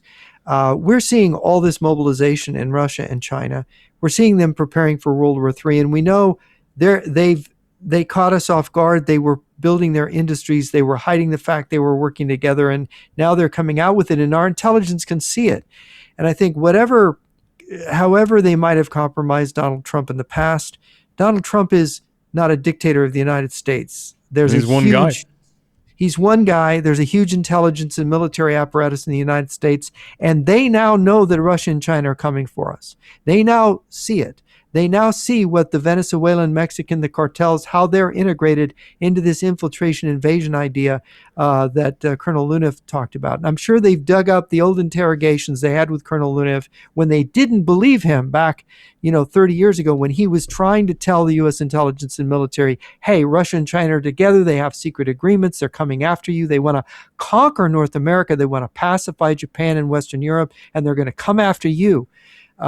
Now they're looking at it again, and they're seeing it unfold in real time. That the defector warnings, and I'm sure they know about my writings because I was told by a former head of CIA counterintelligence, oh, they think you're brilliant. They read it all the time, but you're wrong. You know what? They don't probably think I'm wrong anymore, right? That was 25 years ago. I talked to James Olson, a former head of CIA counterintelligence. He was teaching at Texas A&M. He's in his 90s now. I think he may be still alive, but he was very kind to me in saying that, but he absolutely didn't like Angleton and he didn't like Galitzin. But they're going to have to admit, these guys, whatever criticisms you can make of Angleton and Galitzin, and I'm sure we're all human beings, they made mistakes, but they did have one thing right. They had this big picture strategy thing right, this deception, this long-range communist deception strategy of the communist bloc and the socialist camp, so to speak. And now it's unfolding, and we can see that it never ended. It never stopped. That the whole operation through the 1990s was to set it up. And I think so nowadays, the move in Venezuela is indicative that we know, and we're coming for their Western Hemisphere operation, right? Yeah. So we came late to the party, but now we're serious. We late to the party, but we're getting serious. And it's like 20 say 25 years ago, 30 years ago, whatever. Now, I think as we have more data, we have more sets of comparison, right? Because I think somebody asked in the comment section of one of the last episode or one of the last episodes, they kind of ask these questions, that we usually get. Could this be done? Could the communists deceive the world like this? Could they stage a major theatrical deception for years without it getting, the secret leaking and it being exposed? And I point towards another operation that began or was intensified, let's put it like that, an operation that was intensified in 2008, right? So before 2008, Russia was playing a different game, or a more subdued game. Russia didn't, at the time, the 2000s, the Bush era, the war against terror. This is when the Russian regime, they didn't want all that publicity. They just wanted to focus on the negative about the U.S. And this is when the Russian bots, early botnets, and the click farms, when the Russians tried to amplify this 9/11 truth movement and steer it and shape it and push all these videos that were coming out. So at the time in the 2000s, if you put out a certain type of content, it would immediately go viral. This is when viral was still a new thing, but this content would go viral, and more and more people would see it, right? So that was the game. That was the game in the Bush era. Don't put Russia. Don't explicitly say Russia is better. Russia, but just say, oh, America is bad. America is bad. America is bad. But then came 2008. New administration in the U.S. the Obama administration, and that's 2008. This is when the Russians tried something big in against Georgia. So Russia became more assertive. They became more open, and in 2008, another propaganda operation stage was launched. This was 2008, and between 2000 and 2008.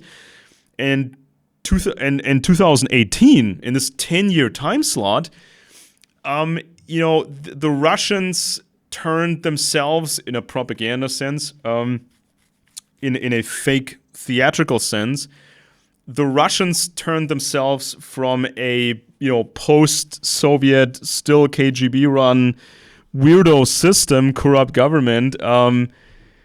Turned themselves into the Christian conservative saviors of the world. The place where the spirit of 1776 is now at home. Russia is the big role model, the leader of the free world, or the leader of the Christian conservative world, at least. So all of that happened in a time span of about 10 years. And it's still ongoing, of course. They still try to, intensify. But it took years to go from perception A to perception B.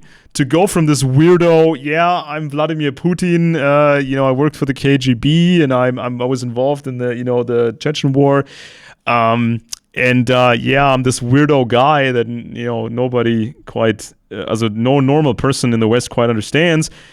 Going from that perception, from that place, to later Putin being the savior of the world, Putin being the biggest hope, Putin being symbolizing the Christian conservative future, the way Tucker Carlson formulated it. The globalists hate Russia because. The globalists hate Russia because it's so Christian conservative. Because they're homosexuals and they want to spread.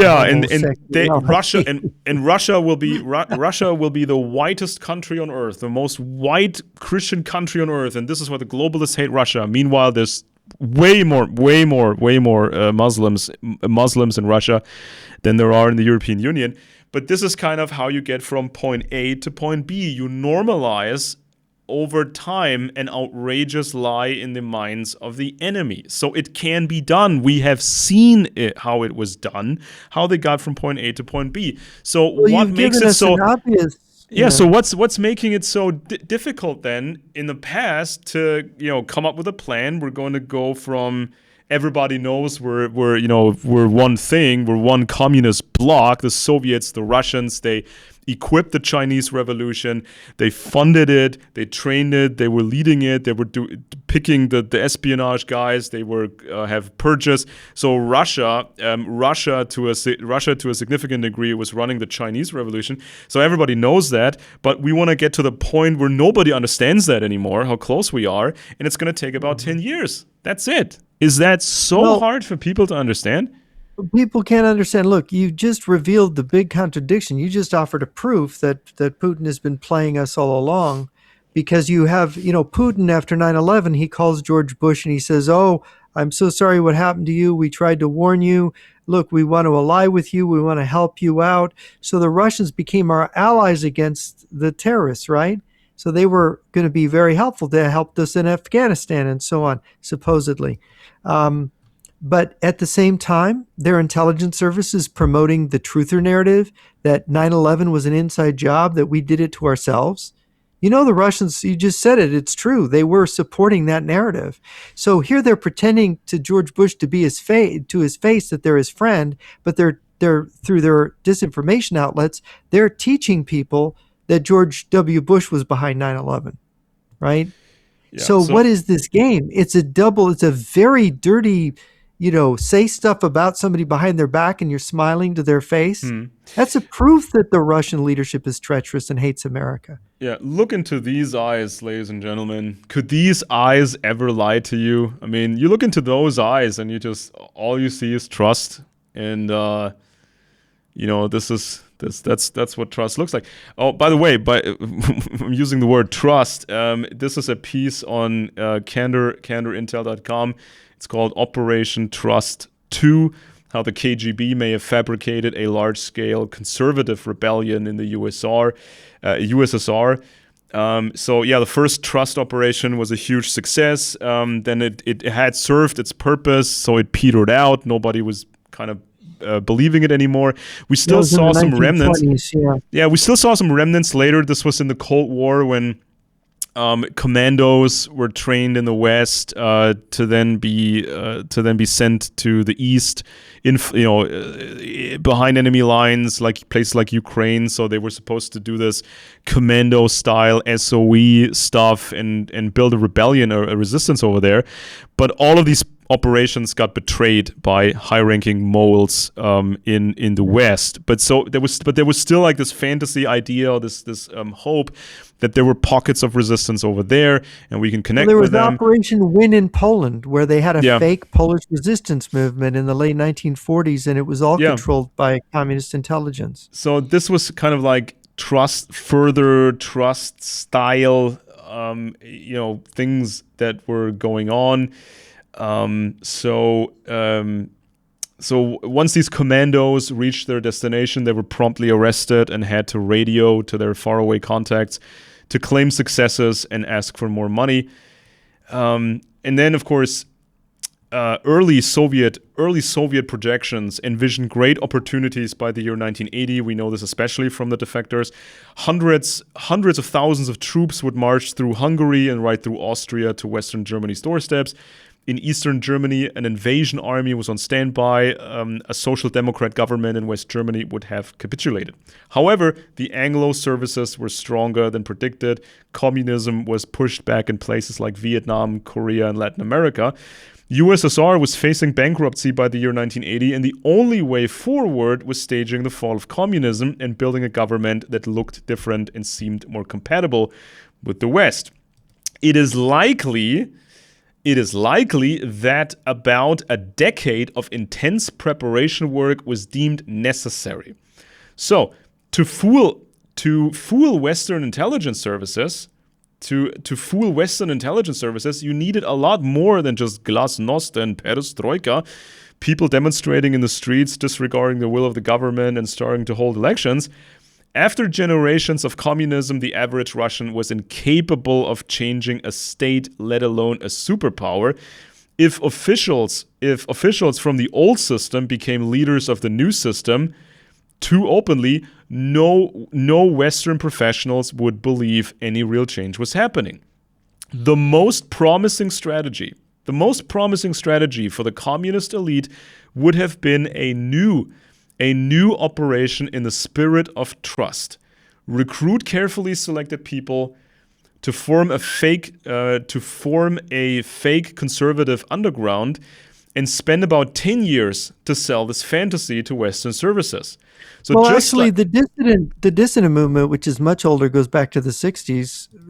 Golitsyn shows that this dissident movement involving Andrei Sakharov was much older. They were making preparations for decades, not just one decade, but for 3 decades at least. Yeah. So just like in the 1920s, this new trust would have to appear moderate. No crazy talk of a new civil war, no professed intention to conspire with unhinged dictatorships internationally. Make it seem normal, Christian, conservative, business focused.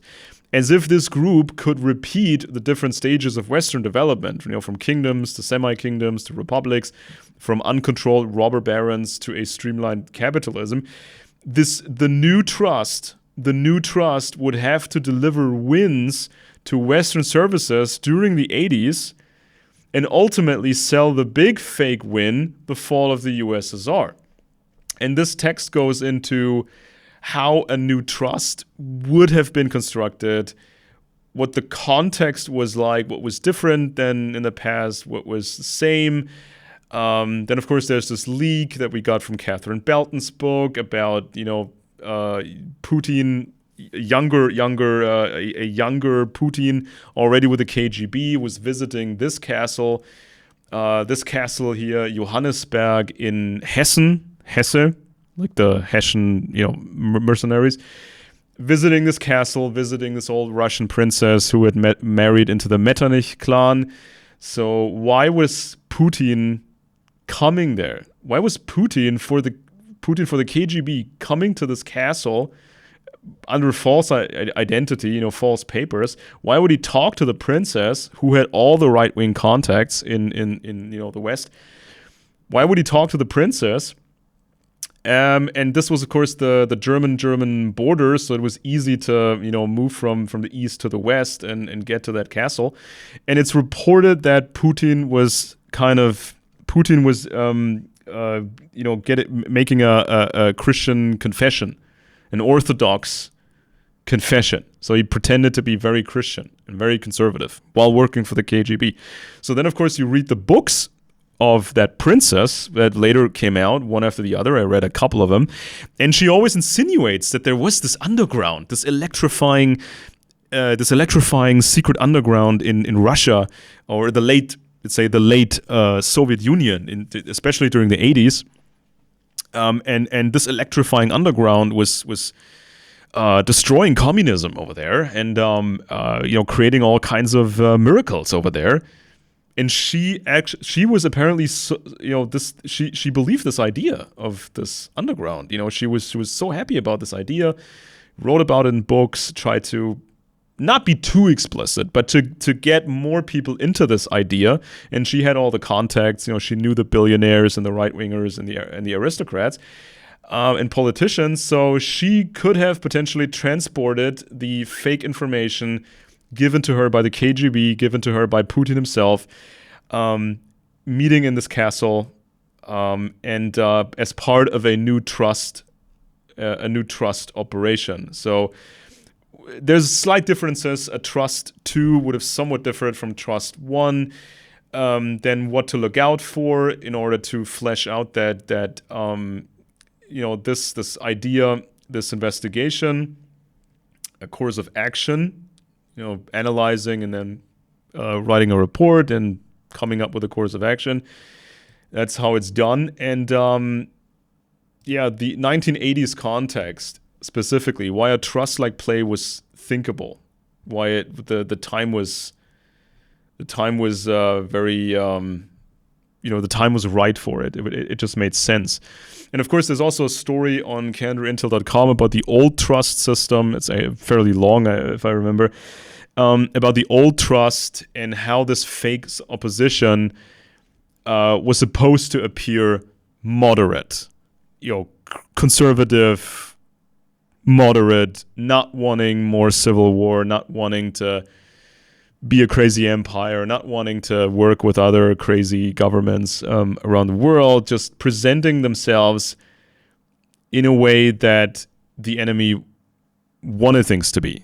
So you're feeding into this fantasy, and there's all kinds of bias logic or bias mechanisms that I describe in the other story about the old trust. This is how Western services failed. This is why they didn't catch the reality on the ground, but this is why they got fooled from many different directions. And of course, they had to deal with a new regime that was controlling the borders. They were controlling, the interior of Russia. And so the communists had the opportunity to create best circumstances to create this fantasy, to create this fake group, and it's just like that in the 1980s. They had full control over Russian territory and other territories. They could control it all. They could come up with a new trust, a new fake opposition, a new fake, underground structure, movement. And then, of course, it's all about delivering wins to the West, verifiable wins.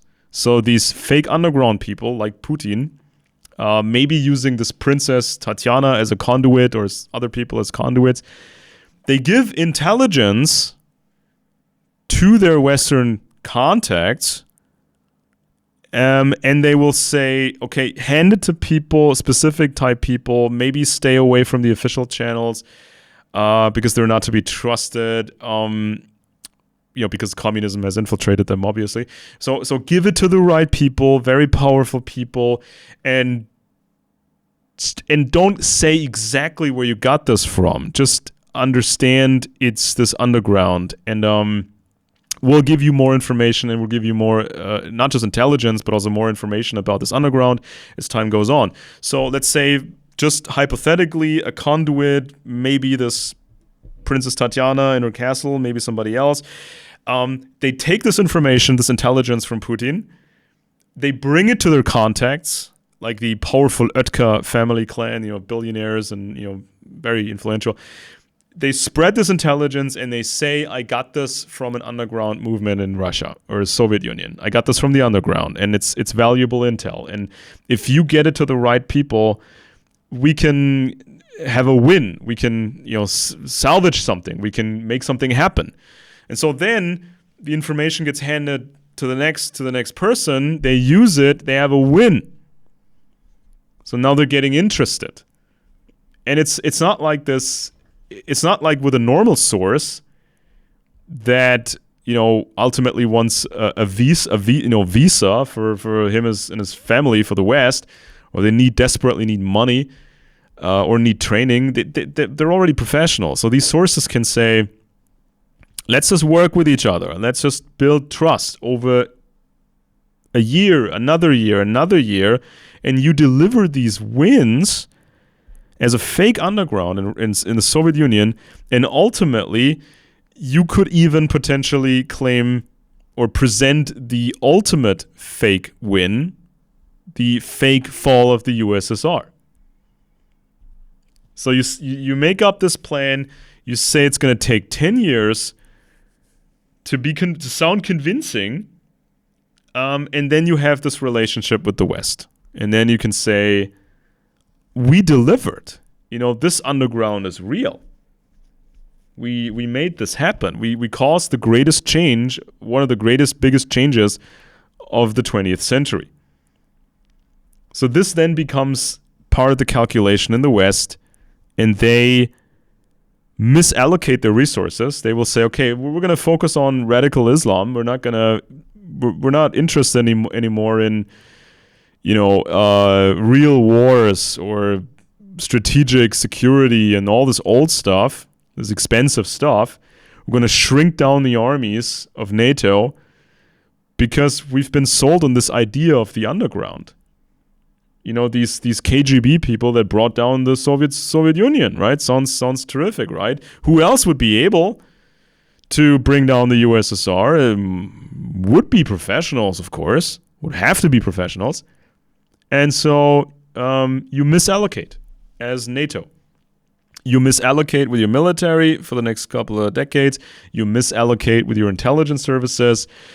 And then you get surprised. And then you figure out piece by piece that the underground wasn't what it claimed to be. Maybe not fully understand the lie. Maybe just gradually coming to terms with reality. And of course, they can still deny it. I mean, Putin and the former Leningrad 5th Directorate KGB guys, they can still play that role. They can still play that underground or former underground facade and say, we're still that. This was all true, but, you know, we need to be kind of an empire. Well, it is. We also forget the philosophical side, the communist revolution. These people in Venezuela, you see, very much wear their communism. They pretend to be populist, you know, social left, but these are hardcore Marxist-Leninists. Both Vice President Rodriguez, her brother, and Cabillo, the interior minister, and Maduro and his wife. These leaders of this regime are communists. This is important to understand. And Putin is a communist. I think I mentioned before, the first time when Putin had just taken power, Boris Yeltsin basically handed the presidency over to him at the end of 1999, and he had been a very quick add water and stir prime minister, cooked up in August of '99. The Chechen War happened, and so I happened to be on a television talk show with Colonel Lunev was on. I didn't even know he was going to be on. It was in Dallas, Texas, in early January, and he basically said to me, no, I know this guy. He is a true believing communist. I said, really? Yes, he's a true believing Marxist-Leninist. This is why he's working with Cuba, working with these criminal communists in Venezuela, and of course with China, and having North Korean troops help him fight Ukraine. Vladimir Putin is a communist. And he doesn't entirely hide it. He has a certain honesty where he said in a press conference, I think it was in 2017, he said, well, I didn't belong to the Communist Party because I had to be in the KGB. I like socialist ideas, right? So I didn't burn my party card. So he still has his party card. What it really happened, the Communist Party Soviet Union, I think, is still there. It's just moved underground under the front of the Communist Party of the Russian Federation and so on. But and this let's not is the forget thing that I can't emphasize enough. You know? and let's not forget that even early, the early Soviets, the early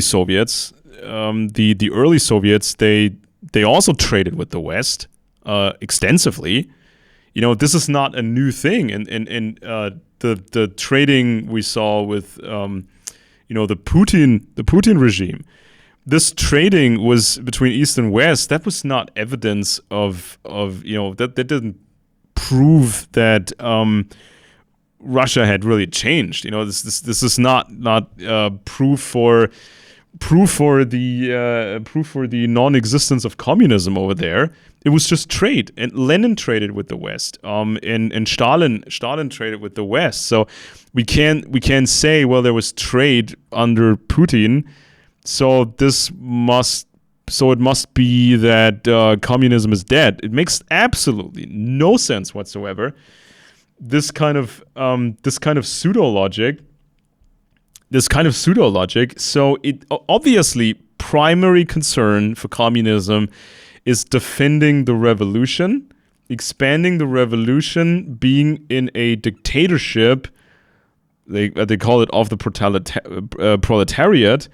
But it's just a dictatorship, and they're still in that mode. We have to be an empire, basically. We're not admitting it, but we have to be an empire first. All this other communist stuff has to be postponed. So what we see from these people here, former fifth directorate Leningrad KGB, that is pure communism. That is what they do. And for a And while, yeah, they remember it isn't a normal empire because what they do is they rob, they steal. They're against private property on principle, and they say property is theft. And so this stealing, this looting, this excuse me, bless you. this murdering that they do is integral to what they are. And you look at the British Empire under Queen Victoria or under the czars in Russia, it's not the same game. People will compare it and say it's the same. No, this is anti-human. This is profoundly destructive of civilized values. Every great empire is a preserver of order and certain values, a religion, and so on. Their religiosity of Vladimir Putin is fake. It's completely fake and cynical. They're using the church, the Russian Orthodox Church, as an arm of their espionage service to subvert other religions. They're trying to disintegrate. They're almost like an acid that is unleashed on the world to dissolve all traditions, all institutions, property rights. I mean, the last thing that we believe in anymore is the right of property. All other rights we're really very skeptical about. You saw what happened during the pandemic, taking away people's freedom of speech just on a dime. Oh, you can't argue against the vaccines or wearing masks. You can't. We will take away your ability to say anything on the internet. We'll come visit you at your house.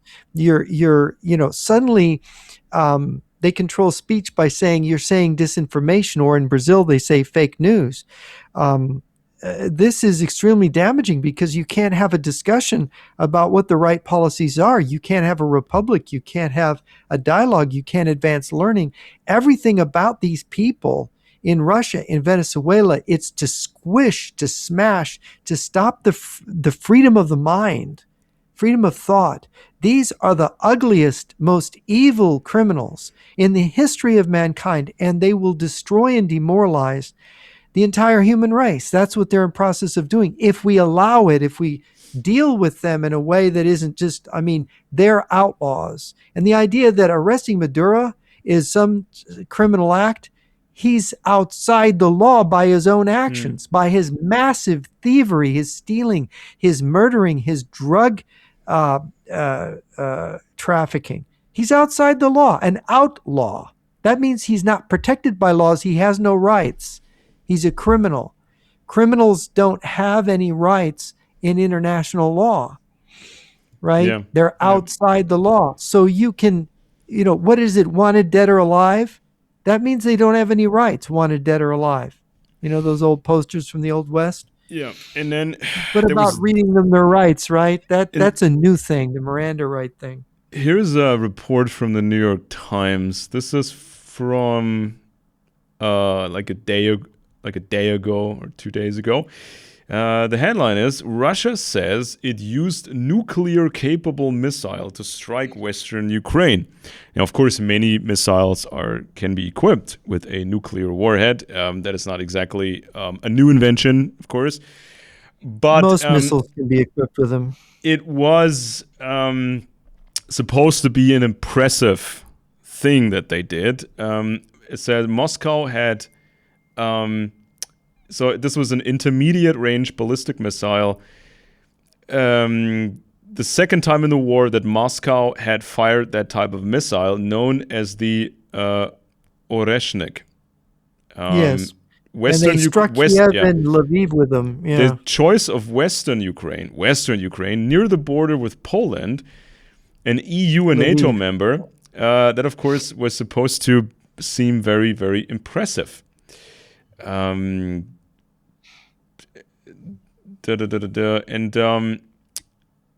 the Oreshnik can carry conventional or dummy warheads in addition to nuclear ones. A Ukrainian assessment found that the warheads used on Friday contained no explosives, according to Colonel Roman Kostenko, Secretary of Defense and Intelligence Committee, Ukraine's parliament. Russia fired the missile largely in an attempt to send a message, one that some European officials said they took as a threat.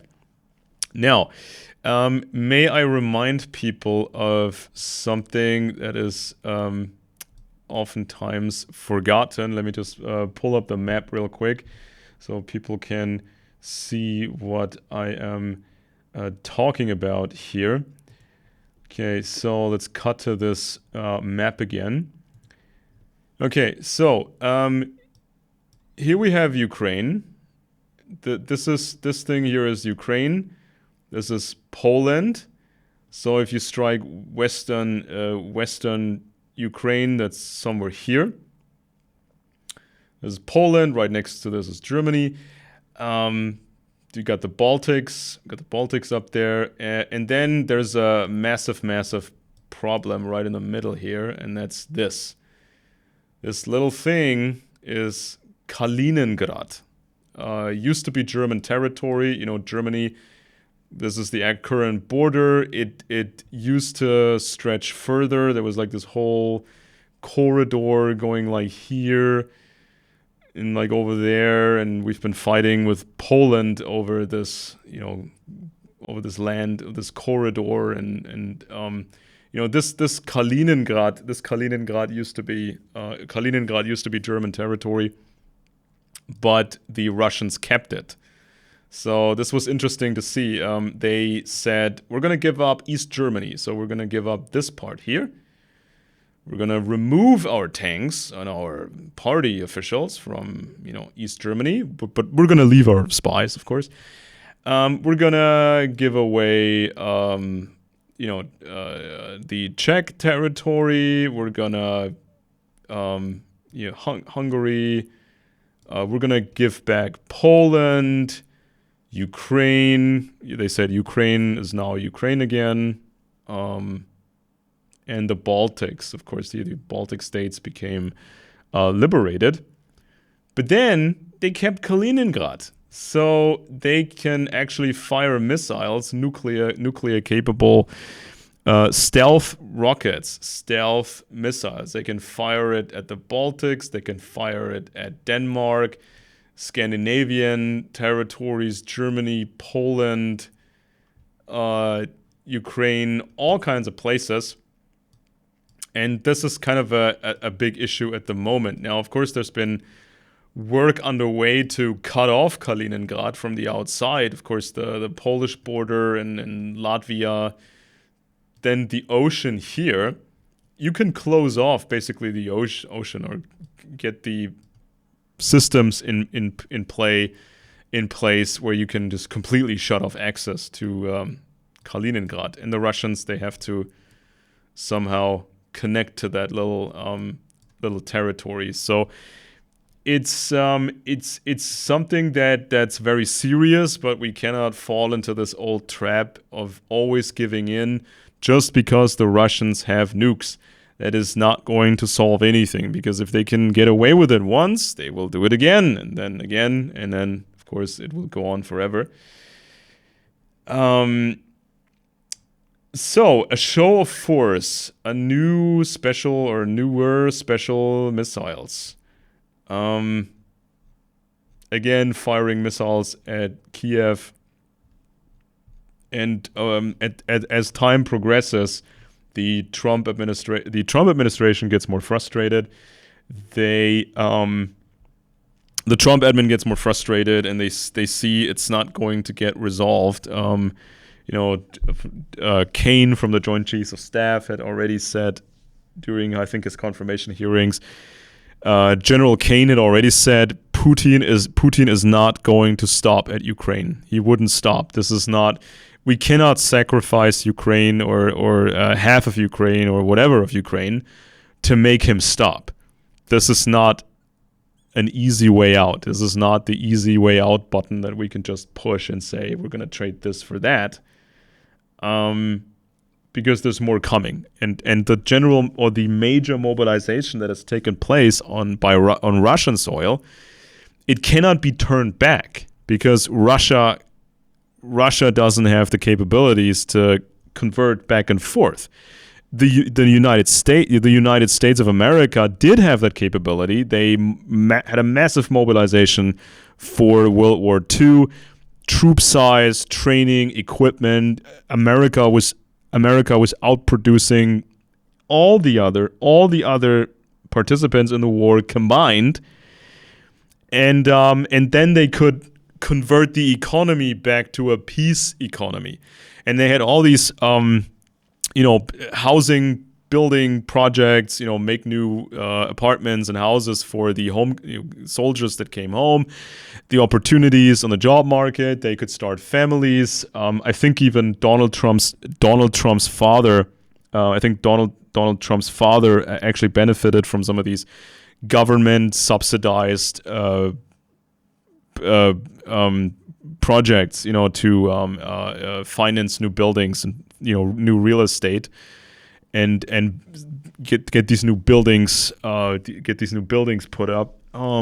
So this is what Russia cannot do, and so they're committed. They have to be committed, or else they're going to have a serious collapse.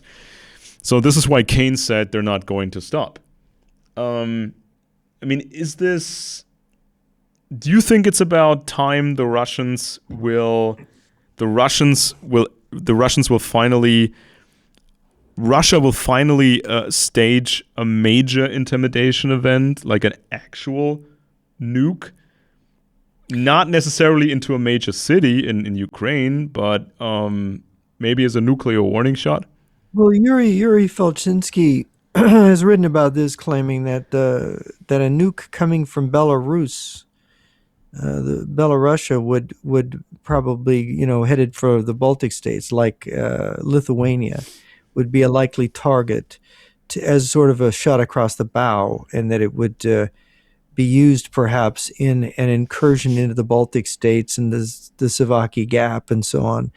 Um, I think also you have in the Caribbean, you have a motive now for a missile, possibly a anti-ship missile that had been smuggled into Venezuela or one of the islands to attack the U.S. aircraft carrier Gerald Ford, maybe to have the Belgorod or some Russian attack submarine sink American ships, including the Gerald Ford, where you could have this incident could be over in a matter of minutes, and you could have thousands dying at sea.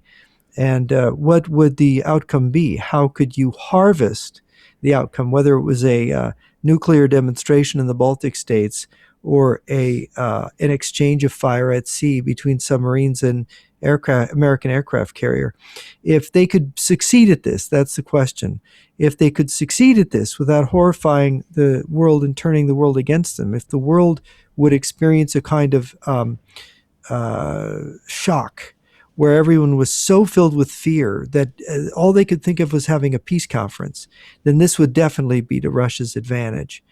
But we have got a hardening of opinion in Europe, especially, but I believe in the United States it could happen too, where opinion could certainly turn and say Russia and China are against us, they're evil, they're dangerous, we have to stand up to them now. Now, American public opinion has been carefully softened through people like Tucker Carlson and Douglas McGregor and Napolitano and Scott Ritter and Alex Jones to think in these conspiratorial terms, as if it's the Jews or it's the bankers or the Masons or the Federal Reserve, whatever, some kind of dark Western conspiracy, and the Russians and Chinese are natural allies and are the good guys, as Owen Schroyer said on the Alex Jones show. This opinion is, I think, about 20% of MAGA believe this way. Maybe it's higher. I could be wrong. Um, Maybe it's more. I think there is, of course, the left is always ready to say, better red than dead and ban the bomb and all the rest of that. So I think there is a danger that opinion has been softened up in the United States. And I know in your country, in Germany, there is a lot of people who would who don't want anything to do with a war against Russia. But I think the leadership in Europe And I think the generals in the United States and the Senate, the U.S. Senate at least, they know they have to defend, Yeah, and of course right? there's I've read some white paper stuff material where the European Union, European militaries, and also the all the NATO structures, they have psychologists working with them, and sociologists working with them, and they kind of understand how to motivate people and change people's misperceptions, or just get them into a more uh, realistic mindset, right? And so they have all these studies about the adventure mindset. When things get tough and really dangerous, it's also a very human sense of adventure. We're in the same boat. We're a group. We're gonna show what we're capable of, and there's no alternative. And this sort of, especially this male sort of testosterone driven sense of we're a group and we're powerful as a cohesive group, and we're gonna show our enemies who's boss. So that's of course a thing. So we're gonna see more of that. And as you mentioned, I this these some of these misperceptions. I put up this piece on candor.intel.com. It's the headline is the empty Jewish world conspiracy myth, the fictional group that had no tricks.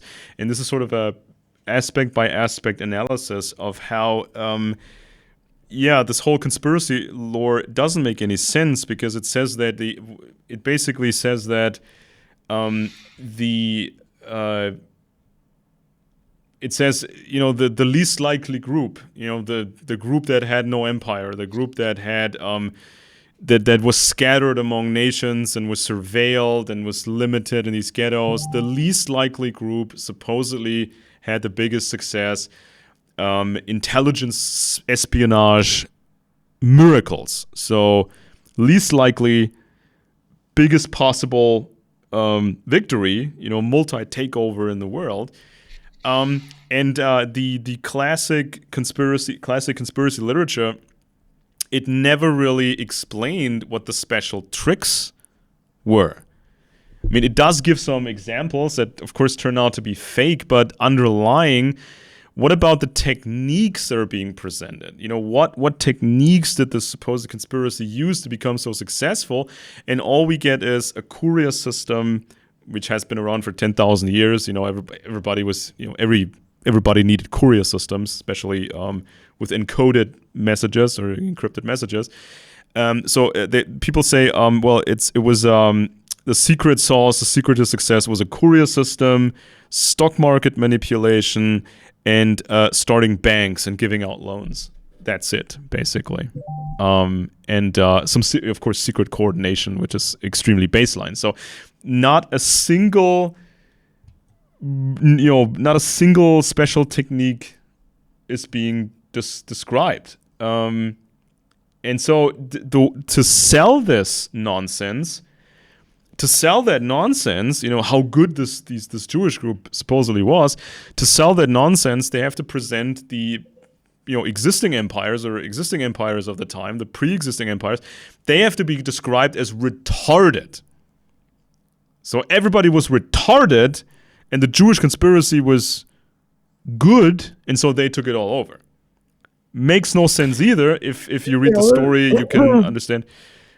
I just had an argument with somebody who's very against Israel, and this person was saying to me, Israel controls Washington. Israel, they've bought all the politicians. They control everything. And I said, the South Koreans, the Japanese, the Saudis, the oil Emirates, it's a big world. The Russians, the Chinese, all these people are in Washington trying to get influence, trying to lobby.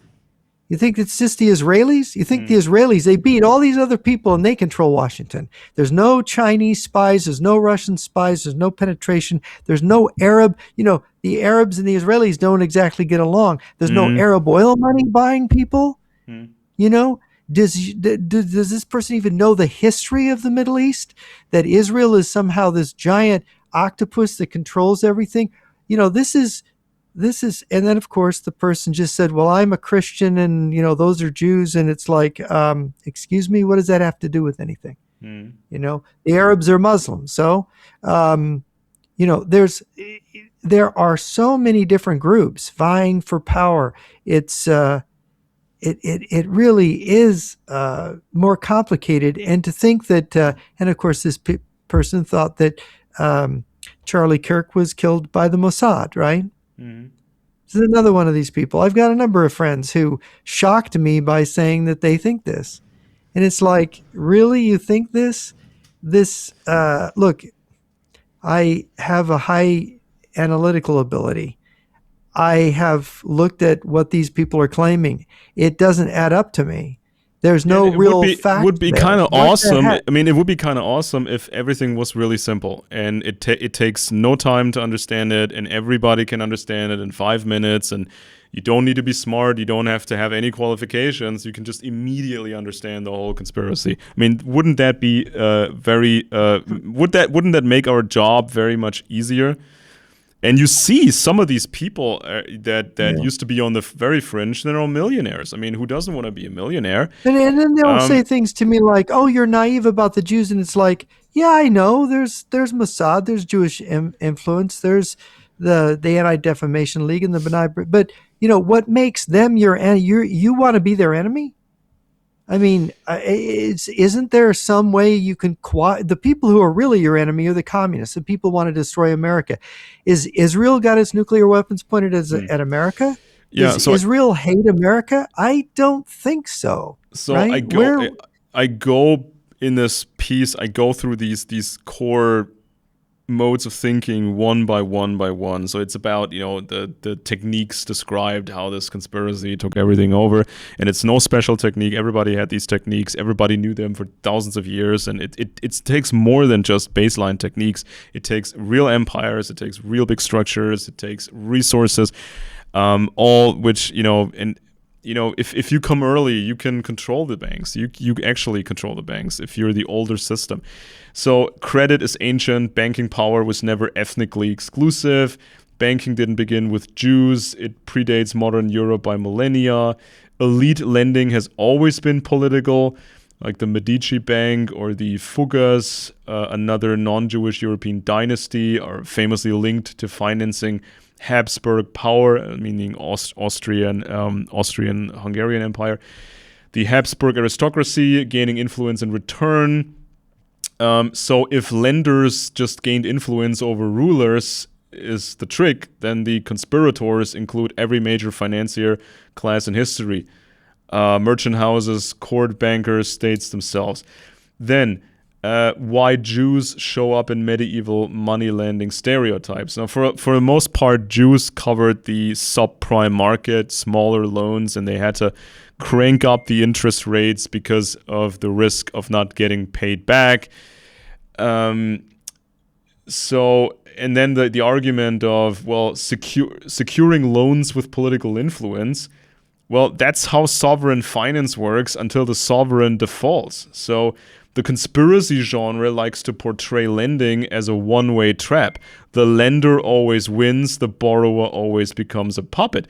Real history is messy and often brutal in the opposite direction. So the borrower, in this case, the borrower, in this case, the state, usually holds the monopoly of violence. Empires can regulate lenders, tax them, seize assets, expel communities, or simply default.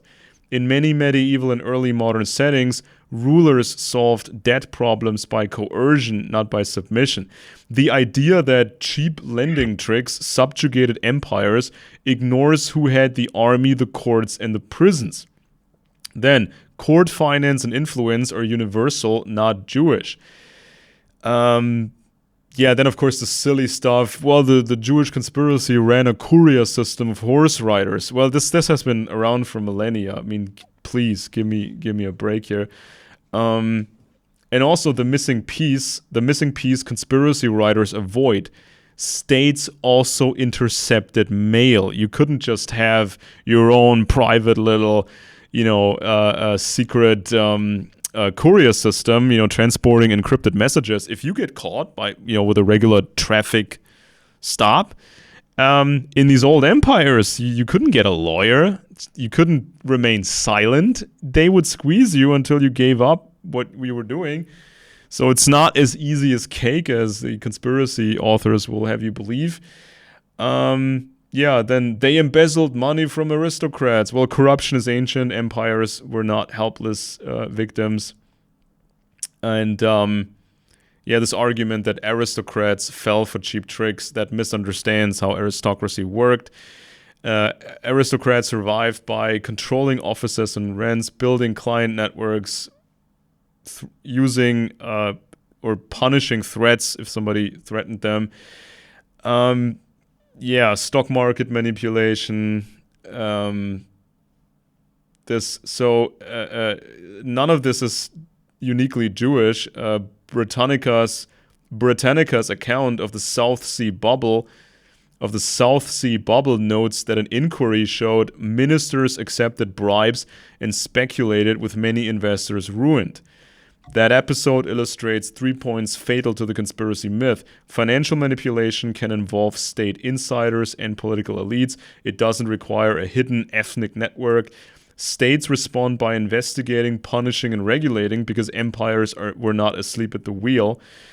So the special tricks aren't special because they are the default toolkit of power everywhere. Create credit institutions, convert credit into influence, move information quickly, skim from complex hierarchies, exploit market hype and insider networks. It's this old stuff. Everybody did that. And also, 19th century empires were sophisticated, especially about threats, subversion, information. So policing and intelligence professionalized. Bureaucracy and finance were not stupid folk arts. And the mythology, I think this is key. The mythology quietly insults the empires it claims to admire. This is a psychological tell. Many conspiracy texts express a kind of nostalgic admiration for imperial grandeur, yet they explain imperial failure by calling those empires effectively stupid. So that contradiction is resolved by the scapegoat. So people will say, our civilization was great, therefore it couldn't have lost honestly, therefore it must have been betrayed from within by a hidden Jewish cabal. But this is not analysis, it is grief dressed as detective fiction. And on it goes. Scapegoating. It's just scapegoating. Right. So, deeper logic, conspiracy stories or traditional conspiracy stories give people agency relief by shrinking reality to one villain, obviously. And there is a huge difference between, this silly detective fiction and counterintelligence. Because sometimes when people don't like counterintelligence, like the left, they really don't like counterintelligence. Some of them might be found out. Yeah, I mean, some people just don't like counterintelligence. Some people don't like any secret stuff whatsoever. They don't want to think about it, so they will claim that either you are naive, like many people, or you are a traditional conspiracy guy. But talking about spies and moles. With experience and professionally, all that stuff, spies and molds and operations, that is different from conspiracy fiction, from detective fiction. It's a huge difference. So sometimes people confuse those things, or they confuse them on purpose because they don't like the counterintelligence thing. And they will sort of claim or insinuate that those two things are the same, right? To poo-poo counterintelligence by associating it with, the crazy stuff. And there's a chapter here, Intermediaries, Debt Politics, and the Use and Discard Pattern, why this undermines any claim of Jewish omnipotence.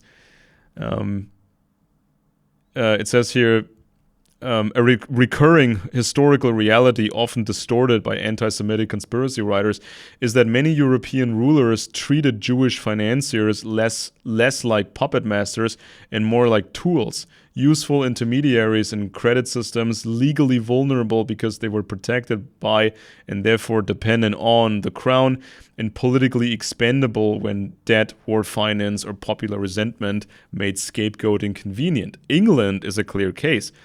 An Oxford Faculty of History teaching resource notes that Jewish lenders provided loans to major figures at the royal court and were also exploited by kings. Were also exploited by kings who were often in dire need of money.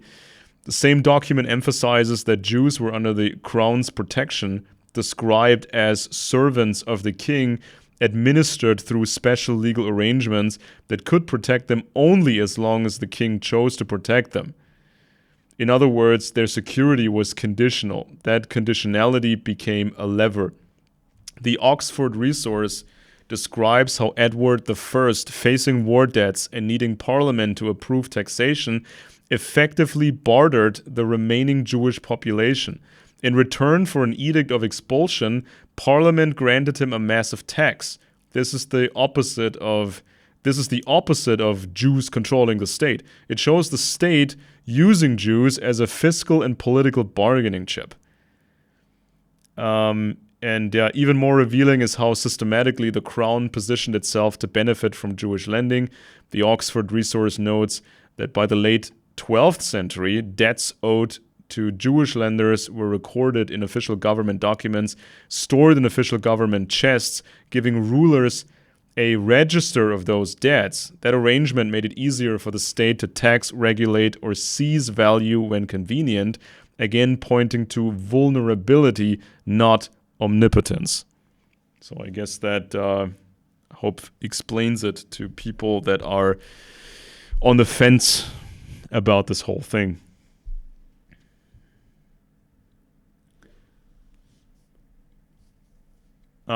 You're on mute. It looks like we've covered everything, doesn't it? Yes. For today. So I want to thank the listeners for joining us. I'm Jeff Nyquist. This has been Friends and Enemies. We've been talking a lot about the West's enemies. And my co-host has been Alex Benish. Thank you for joining us and hope we will see you next week.